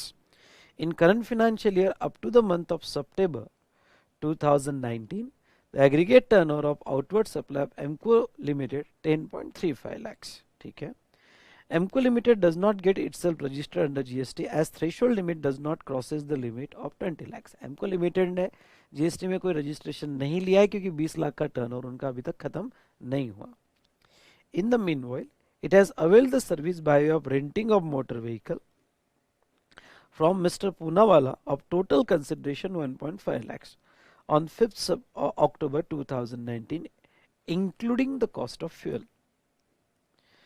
Mr. Poonawalla opted for paying tax at the rate 5%, that is 2.5%, and avail input tax credit of input services received from the supplier who is also engaged in same line of business. Examine the tax liability in case and a person who is liable to pay tax. Would your answer differ if the service by way of renting of motor vehicle was provided by Mr. Poonawalla to Mr. Ayush instead of Emco India Limited? बहुत अच्छा question है और बहुत अच्छी case study है, शायद आ भी सकती है. ये मैंने बनाई हुई केस स्टडी है. ठीक है, तो अब देखो यहाँ पे बेटा ध्यान से सुनिएगा. यहाँ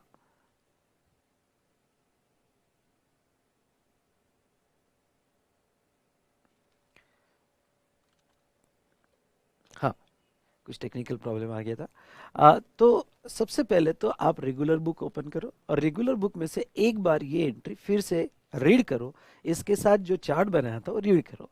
तो मेरे लेक्चर को पॉज करना और वो एंट्री आप एक बार फिर से अच्छे से रीड करना.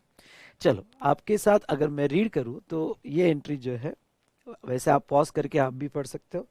ठीक है, ये एंट्री है कि अगर कोई भी motor vehicle design to carry passenger rent पे दिया जाता है by any person other than body corporate, जो यहाँ पे 12% वाला स्कीम ऑप्शन नहीं कर रहा है और service only body corporate located in taxable territory को दे रहा है, तो वो केस में रिवर्स चार्ज है. वो केस में रिवर्स चार्ज है. तो इंपॉर्टेंट क्या है, रिवर्स चार्ज कब लगेगा? जब ऐसा motor vehicle design to carry passenger, तो हम अज्यूम करेंगे गिवन केस में ऐसा मोटर व्हीकल है डिजाइन टू कैरी पैसेंजर, कोई भी पर्सन सर्विस देता है अदर देन बॉडी कॉर्पोरेट. तो अदर देन बॉडी कॉर्पोरेट देता है मतलब any person other than body corporate service provider है.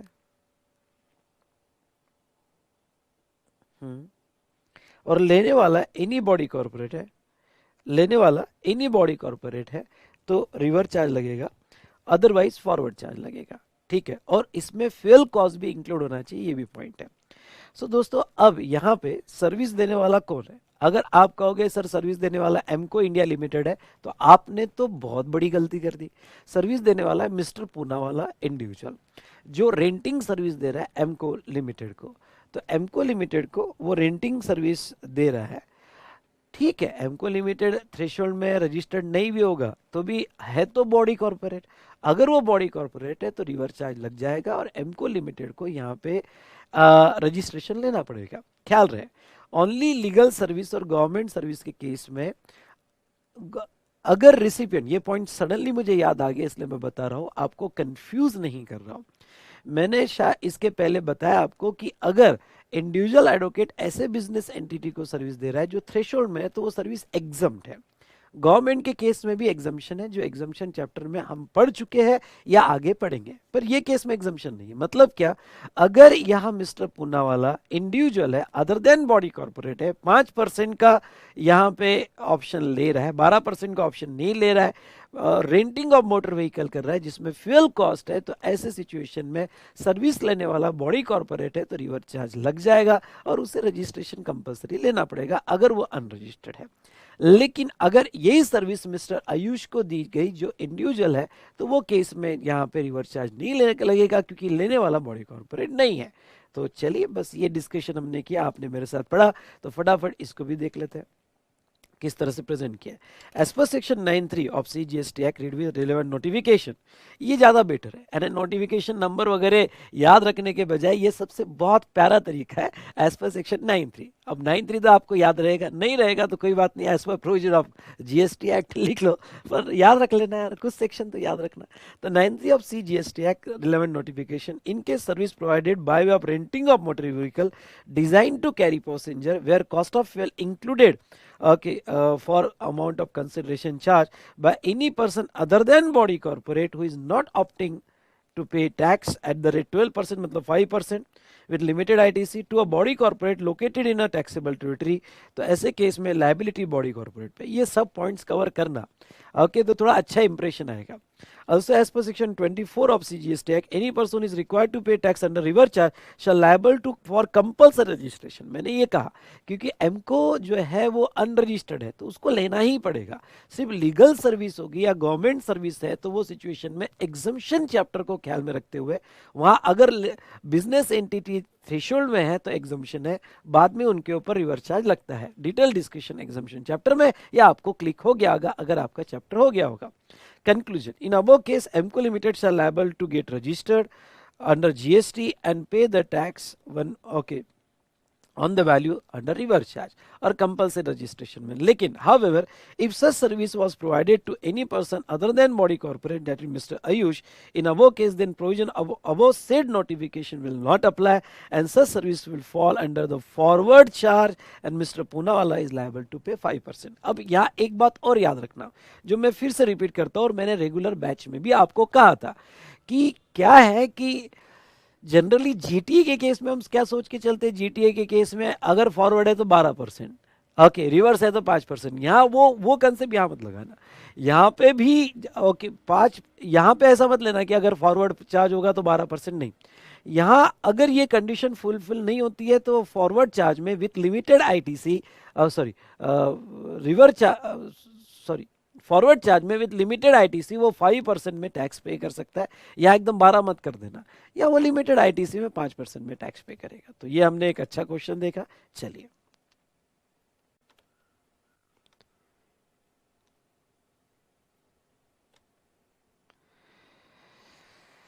चलिए ये क्वेश्चन सेक्शन 9(4) पे है, वो वाला है ना, आपको याद आ रहा है ना 80% से कम परचेस किया तो अच्छा क्वेश्चन है, ये भी हमने बनाया हुआ क्वेश्चन है.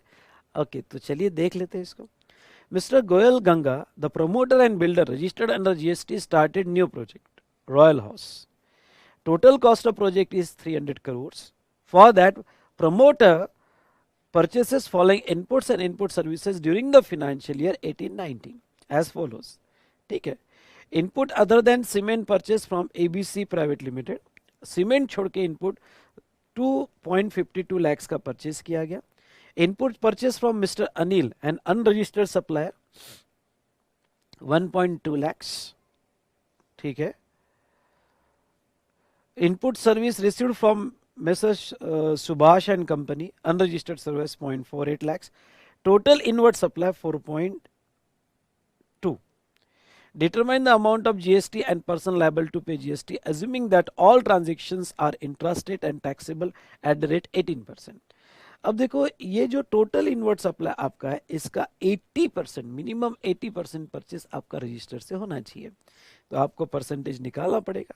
और अब अनरजिस्टर्ड से जो परचेसेस है ये 2 परचेसेस है और ये रजिस्टर्ड से परचेसेस है. ठीक है. तो अगर आप परसेंटेज यहाँ पे निकालोगे तो देखो 2.5 lakhs ये जो आपने परचेस किया रजिस्टर से, ये 2.5 lakhs ये 60% है. पहले तो प्रोविजन प्रॉपरली एक्सप्लेन करना, सेक्शन 9(4) की प्रोविजन कि यहाँ पे शॉर्टफॉल होता है 80% से of total purchase. Okay then inward supply पे रिवर्स चार्ज आएगा. Promoter has to pay GST under 9(4) at the rate applicable on such inward supply. Liability promoter पे आएगी. तो सेक्शन 9(4) क्या कहता है, 9(4) में सप्लायर अगर अनरजिस्टर्ड है और वो स्पेसिफाइड गुड सप्लाई कर रहा है या सर्विस सप्लाई कर रहा है और रिसिपिएंट अगर रजिस्टर्ड है जो स्पेसिफाइड है तो रिवर्स चार्ज लगता है. तो 2.52 जो रजिस्टर्ड से परचेस है वो 60% ही परचेस है, मतलब शॉर्टफॉल जो है 20% का है. 20% का शॉर्टफॉल जो आ रहा है वो कुछ 84,000 का आ रहा है अगर आप प्रॉपरली कैलकुलेटर लेके कैलकुलेट करो. तो 80% पे पूरे जितना भी हमने अनरजिस्टर्ड परचेस किया टोटल पे रिवर्स चार्ज नहीं आएगा. 80% ओके में से 60% ने रजिस्टर किया यानी शॉर्टफॉल 20% का आ रहा है. अगर ये शॉर्टफॉल 20% का आ रहा है तो ये उसके ऊपर 84,000 पे जीएसटी लगेगा और सीजीएसटी और एसजीएसटी में रिवर्स चार्ज में प्रोमोटर को पे करना पड़ेगा. अच्छा क्वेश्चन है, 9(4) पे हमने यहाँ पे देखा. चलो ठीक है, डन. देखो आपकी मैच्योरिटी बढ़ जाती है, मैं आपको कह रहा हूँ कि आपकी मैच्योरिटी बढ़ जाती है अगर आप क्वेश्चनर साथ साथ में करते हो, ठीक है। तो ये क्वेश्चनर साथ साथ में करना बहुत जरूरी है। प्रेजेंटेशन का तरीका, जैसे पहला पॉइंट मैं बार बार बताता हूँ, लीगल प्रोविजन क्या कहती है, दूसरा कि भाई 80%, तीसरा शॉर्टफॉल क्या है, और चौथा आपका कंक्लूजन। ऐसे 4 पॉइंट, माइंड को इतना ट्रेन करो कि ऐसे 4 पॉइंट्स में आपका आंसर आना चाहिए, ठीक है दोस्तों। चलो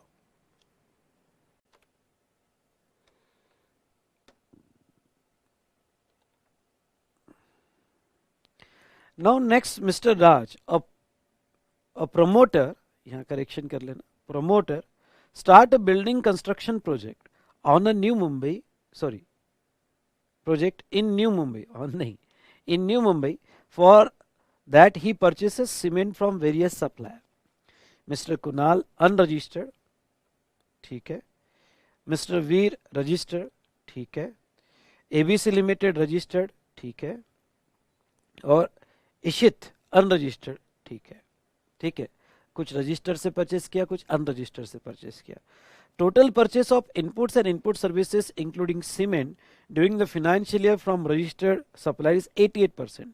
calculate the amount of GST payable by mister Raj under your charge. ख्याल रहे, पहली बात तो मैं आपको ये बता दूं कि जहां तक सीमेंट की बात है तो वो क्या कहते हैं, इनपुट और इनपुट सर्विसेज आपके जो है वो 80% मिनिमम परचेस होने चाहिए। लेकिन अगर इस इनपुट में सीमेंट होगा, इस इनपुट में सीमेंट होगा, तो ये सीमेंट आपका जो है ये 1 रुपए का भी होगा तो भी आपका रजिस्टर से होना चाहिए, आपका रजिस्टर्ड से होना चाहिए। सीमेंट के लिए कोई ऑप्शन नहीं है, ठीक है, सीमेंट के लिए ऑप्शन नहीं है। मतलब सीमेंट तो पूरा आपका रजिस्टर्ड से होना चाहिए, और सीमेंट मिलाकर इनपुट और इनपुट सर्विस, सुनना ध्यान से, मेरा ये स्टेटमेंट बहुत इंपॉर्टेंट है, सीमेंट तो आपका स्ट्रिक्टली रजिस्टर्ड से होना चाहिए, और सीमेंट मिलाकर आपका 80% या उससे ज्यादा रजिस्टर्ड से होना चाहिए। एग्जाम्पल के तौर पे इनपुट की अगर हम बात करें तो सीमेंट, ध्यान से देखिएगा, इनपुट की अगर हम बात करें तो सीमेंट, सीमेंट मेरा 2 लाख का परचेस है, सीमेंट मेरा 2 लाख का परचेस है, और अदर इनपुट्स ओके मेरे यहाँ पे 6 लाख का परचेस है, 6 लाख का परचेस है। इनपुट सर्विसेज मेरा यहाँ पे टोटल मिला के, यानी दोनों उसमें सीमेंट का सवाल ही नहीं आता है, इनपुट सर्विस का मेरा परचेस है, समझ लो यहाँ पे 10 lakh, sorry 2 lakh input service का। तो जहां तक सीमेंट की बात है, सीमेंट तो मेरा टोटली रजिस्टर्ड से ही चाहिए, सीमेंट तो मेरा टोटली रजिस्टर्ड से चाहिए। अब टोटल इनवर्ड कितना हुआ मेरा, टोटल इनवर्ड अगर मैं मिला दूं तो यहां पे टोटल इनवर्ड 10 लाख का हुआ। थोड़ा इसको मैं समझाने के लिए इस तरह से लेता हूं तो आपको ज्यादा आसानी होगी ये एग्जांपल समझाने के लिए। इनपुट्स, अब देखिए ध्यान से सुनिएगा, सीमेंट एंड अदर्स रजिस्टर से परचेज किया, रजिस्टर पर्सन से परचेज किया, और इनपुट्स परचेज किया, और आरपी से परचेज किया, रजिस्टर पर्सन से। समझ लो मैंने सीमेंट खरीदा रजिस्टर से 1 लाख का, और ये जो अदर है ये अदर मैंने खरीदा 5 लाख का, ओके 5 लाख का, और अनरजिस्टर्ड से परचेज किया मैंने इनपुट्स, ओके सीमेंट खरीदा 1 लाख का, 1 लाख का, और उसके बाद में मैंने यहाँ पे अदर से खरीदा यहाँ 1 लाख का, अनरजिस्टर्ड अदर से खरीदा, और input services, input services registered person से खरीदी मैंने, यहाँ एग्जाम्पल लो 50,000 की, सॉरी 1,50,000 की, 1,50,000 की, और अनरजिस्टर्ड से खरीदी मैंने यहाँ पे 50,000 की। तो ख्याल रहे, अब मेरी टोटल परचेस कितनी होगी, टोटल परचेस अगर आप ध्यान से देखते हो तो 10 लाख की टोटल है, तो मेरा टोटल इनवर्ड आएगा, टोटल इनवर्ड आएगा, और टोटल इनवर्ड आएगा मेरा 10 लाख। ठीक है, सबको क्लियर है, टोटल इनवर्ड मेरा 3 लाख आएगा। अब मेरा रजिस्टर से परचेस कितना है, तो रजिस्टर से परचेस मेरे को सीमेंट मिला के लेना पड़ेगा, तो 5 + 6, 6 प्लस यहाँ पे 750, एक मिनट, हाँ ये 5 + 1 6, 6 + 1 यहाँ पे इसको मैं थोड़ा सा चेंज करता हूँ तो आपको अंडरस्टैंडिंग के लिए। यहाँ पे बेटा आपका जो है वो 5,80,000 आपका रजिस्टर्ड से है और 20,000 आपका अनरजिस्टर्ड से है। तो अगर आप देखते हो तो 6,80,000 प्लस यहाँ पे 150 यानी 780 प्लस 50 यानी यहाँ पे 830, यानी आपका रजिस्टर्ड से देखा जाए तो सीमेंट मिला के 8,30,000 का यहाँ पे आपका परचेसेस जो है वो रजिस्टर्ड से है और अनरजिस्टर्ड से आपका जो टोटल परचेसेस है वो 1,70,000 का है। 1 लाख, तो नो डाउट आपका 83% टोटल और 17%, तो आपने 80% से ज़्यादा ही सीमेंट को मिला के 80% से ज़्यादा ही परचेस किया है, किससे? रजिस्टर्ड पर्सन से। लेकिन सीमेंट का जो 1 लाख ये आपने अनरजिस्टर्ड परचेस किया, इसका रिवर्स चार्ज आएगा और यहाँ आरसीएम लग जाएगा, यहाँ आरसीएम लग जाएगा इवन दो आपका 80% से ज़्यादा परचेसेस है। तो ऐसे सिचुएशन में मैं यहाँ पे आपको कहूँगा कि इवन दो आपका 88% आपका रजिस्टर्ड सेव होगा तो भी रिवर्स चार्ज लगेगा। 94 की प्रोविजन सीमेंट से रिलेटेड आपको लिखनी पड़ेगी और आपका जितना अनरजिस्टर्ड से परचेसेस है यानी 1,20,000 और ये 2,500, तो 1,20,000 और 2,500, तो इसके ऊपर जीएसटी रिवर्स चार्ज में आपको परचेस करना और रिवर्स चार्ज में आपको पे करना पड़ेगा इररिस्पेक्टिव आपका रजिस्टर से कितना परचेसेस है। ठीक है, डन, ओके। आई होप आपको ये क्लियर हुआ होगा। ओके बेटा,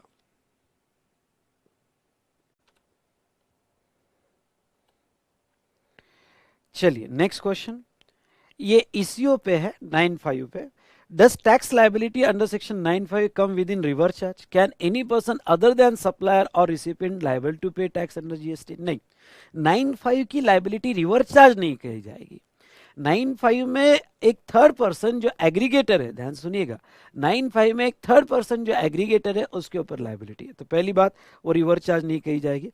definition of reverse charge given in section 298 refer only section 9.3 and 9.4 tax payment by e-commerce operator in case of specified services under section 9.5 would not be a case of reverse charge because e-commerce operator facilitate the supplier through the digital network and collect the payment from the recipient and pass it to the supplier. E-commerce operator is not a supplier or recipient but he is liable to pay tax as a notified person in notified cases. ठीक है, तो ये case में ना ये supplier है ना recipient है, पर लाइबिलिटी इसके ऊपर लाएगी और ये रिवर्स चार्ज भी नहीं है दोस्तों। ठीक है, चलो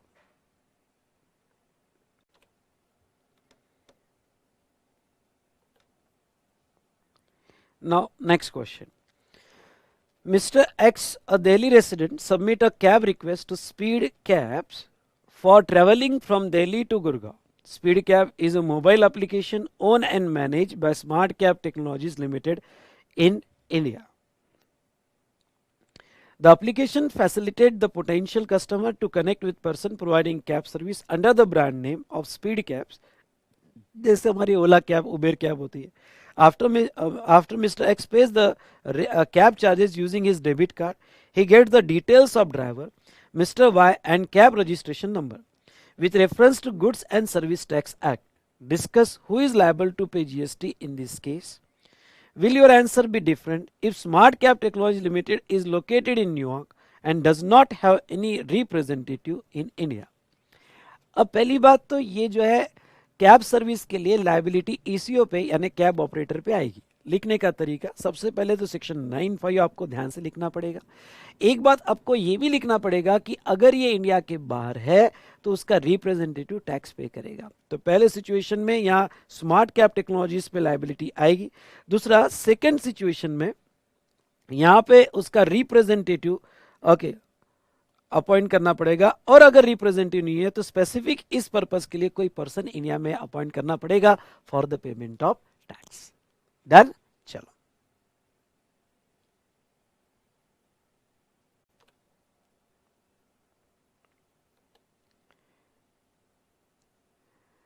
नेक्स्ट बेटा, ये क्वेश्चन हमारे मटेरियल का है। A hotel owner provided accommodation in Haryana through an electronic commerce operator, Cool Trips.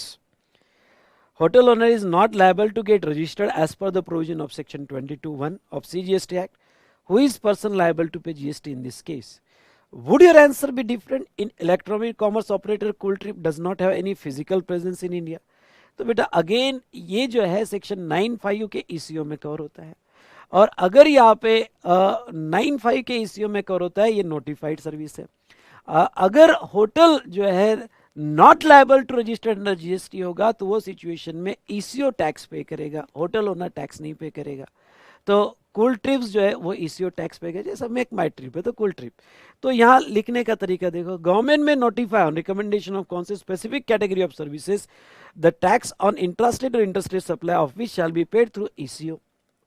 उसके बाद में 9(5) में होटल सर्विस थ्रू ईसीओ जो है ये नोटिफाइड सर्विस है। तो person liable to pay GST in case of electronic operator cool trips, all the provision of GST law shall apply to such electronic commerce operator as if he supplier liable to pay tax in relation to the supply of such services. And next, Cool Trip does not have physical presence in India. Person liable to pay tax is a person representing the electronic commerce operator Cool Trips for any purpose in India. ठीक है, तो यहाँ पे representative appoint करना पड़ेगा, ये तो हमने देखा रिगार्डिंग टू यहाँ पे those hotel who is not liable to register under GST. ठीक है, डन, ओके।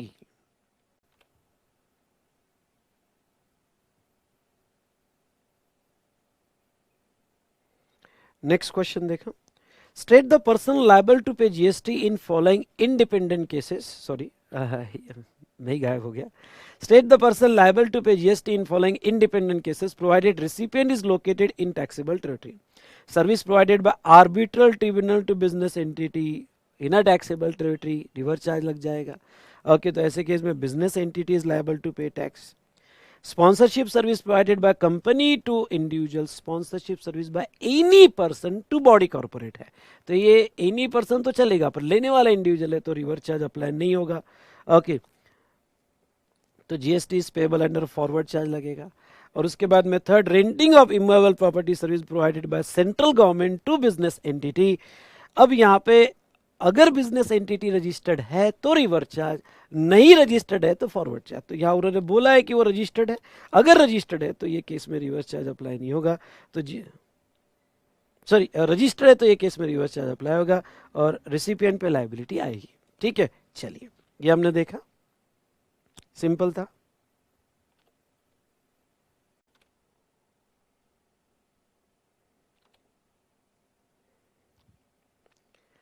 चलिए ये क्वेश्चन पे आ जाओ, अच्छा क्वेश्चन है, स्टार्ट करना। From the following information determine the person liable to pay GST if both supplier recipients are located in India. Mister Atul, an agent of life insurance company, insurance company pays the commission excluding tax 6 lakhs to him. Atul claimed that no GST is leviable on service provided by him as his value of taxable service does not exceed 20 lakhs. ये सवाल किसके base पर है? ये सवाल इस पर आधारित है यहाँ पे कि पहली बात, अगर आपको याद होगा तो इंश्योरेंस एजेंट इंश्योरेंस कंपनी को सर्विस दे रहा है तो वो केस में रिवर्स चार्ज लगता है, तो उस कमीशन का टैक्स इंश्योरेंस कंपनी देगी। दूसरा, यहाँ एजेंट कह रहा है कि भाई मेरा तो कमीशन 20 लाख के नीचे 6 लाख ही बन रहा है, तो मैं तो थ्रेशोल्ड में हूँ। अगर मैं थ्रेशोल्ड में हूँ तो ऐसे केस में ना फॉरवर्ड ना रिवर्स चार्ज में टैक्स लगना चाहिए। तो मैं ये कहूँगा कि यहाँ पे नहीं, अगर रिवर्स चार्ज है तो थ्रेशोल्ड अप्लाई नहीं होता है, और अगर थ्रेशोल्ड अप्लाई नहीं होता है तो वो सिचुएशन में रिवर्स चार्ज में कंपनी टैक्स पे करेगी। इसलिए आंसर अगर देखो तो as per provision applicable under section 9(3) और 5(3) ऑफ आईजीएसटी है, कितना लिखने की जरूरत नहीं, अगर आपने 9(3) भी लिखा तो चलेगा, नोटिफिकेशन नंबर वगैरह लिखने की जरूरत नहीं। In case insurance company will liable to pay GST on reverse charge basis, hence GST liability is on 6 lakhs on value of commission. Mr. Atul claimed that turnover does not exceed 20 lakhs has no relevance because under reverse charge threshold is not applicable. ये भी बहुत अच्छा question है, reverse charge में threshold applicable नहीं होगा। दूसरा, XYZ Limited avails service of Vimal Goods Transport Agency for transportation of goods by road from a factory located in New Delhi to its Jaipur depot and paid freight of ₹1 lakh. ठीक है, XYZ Limited avails service of Vimal Goods Transport Agency for transportation of goods by road from factory located in Delhi to its Jaipur depot and 1 lakh. GTS service ली तो अब ये 12% 5% नहीं बोला, तो आप डिफॉल्ट लेके चलो कि रिवर्स चार्ज लगेगा। तो ऐसे केस में अगर 12% होगा तो फिर फॉरवर्ड चार्ज है, और 5% होगा तो रिवर्स चार्ज है। ठीक है, ये तो सिंपल था। Next, infrastructural support service provided by government to business entity. कोई भी सर्विस गवर्नमेंट अगर बिजनेस एंटिटी को देता है तो वो केस में रिवर्स चार्ज होगा, और business entity is liable to pay tax. और last, renting of immovable property service provided by government to unregistered business entity. हाँ, तो ये केस में अनरजिस्टर्ड को दिया है तो फॉरवर्ड चार्ज लगेगा, और गवर्नमेंट को, क्योंकि रजिस्टर्ड को दिया तो रिवर्स चार्ज है, अनरजिस्टर्ड को दिया तो फॉरवर्ड चार्ज है। ठीक है,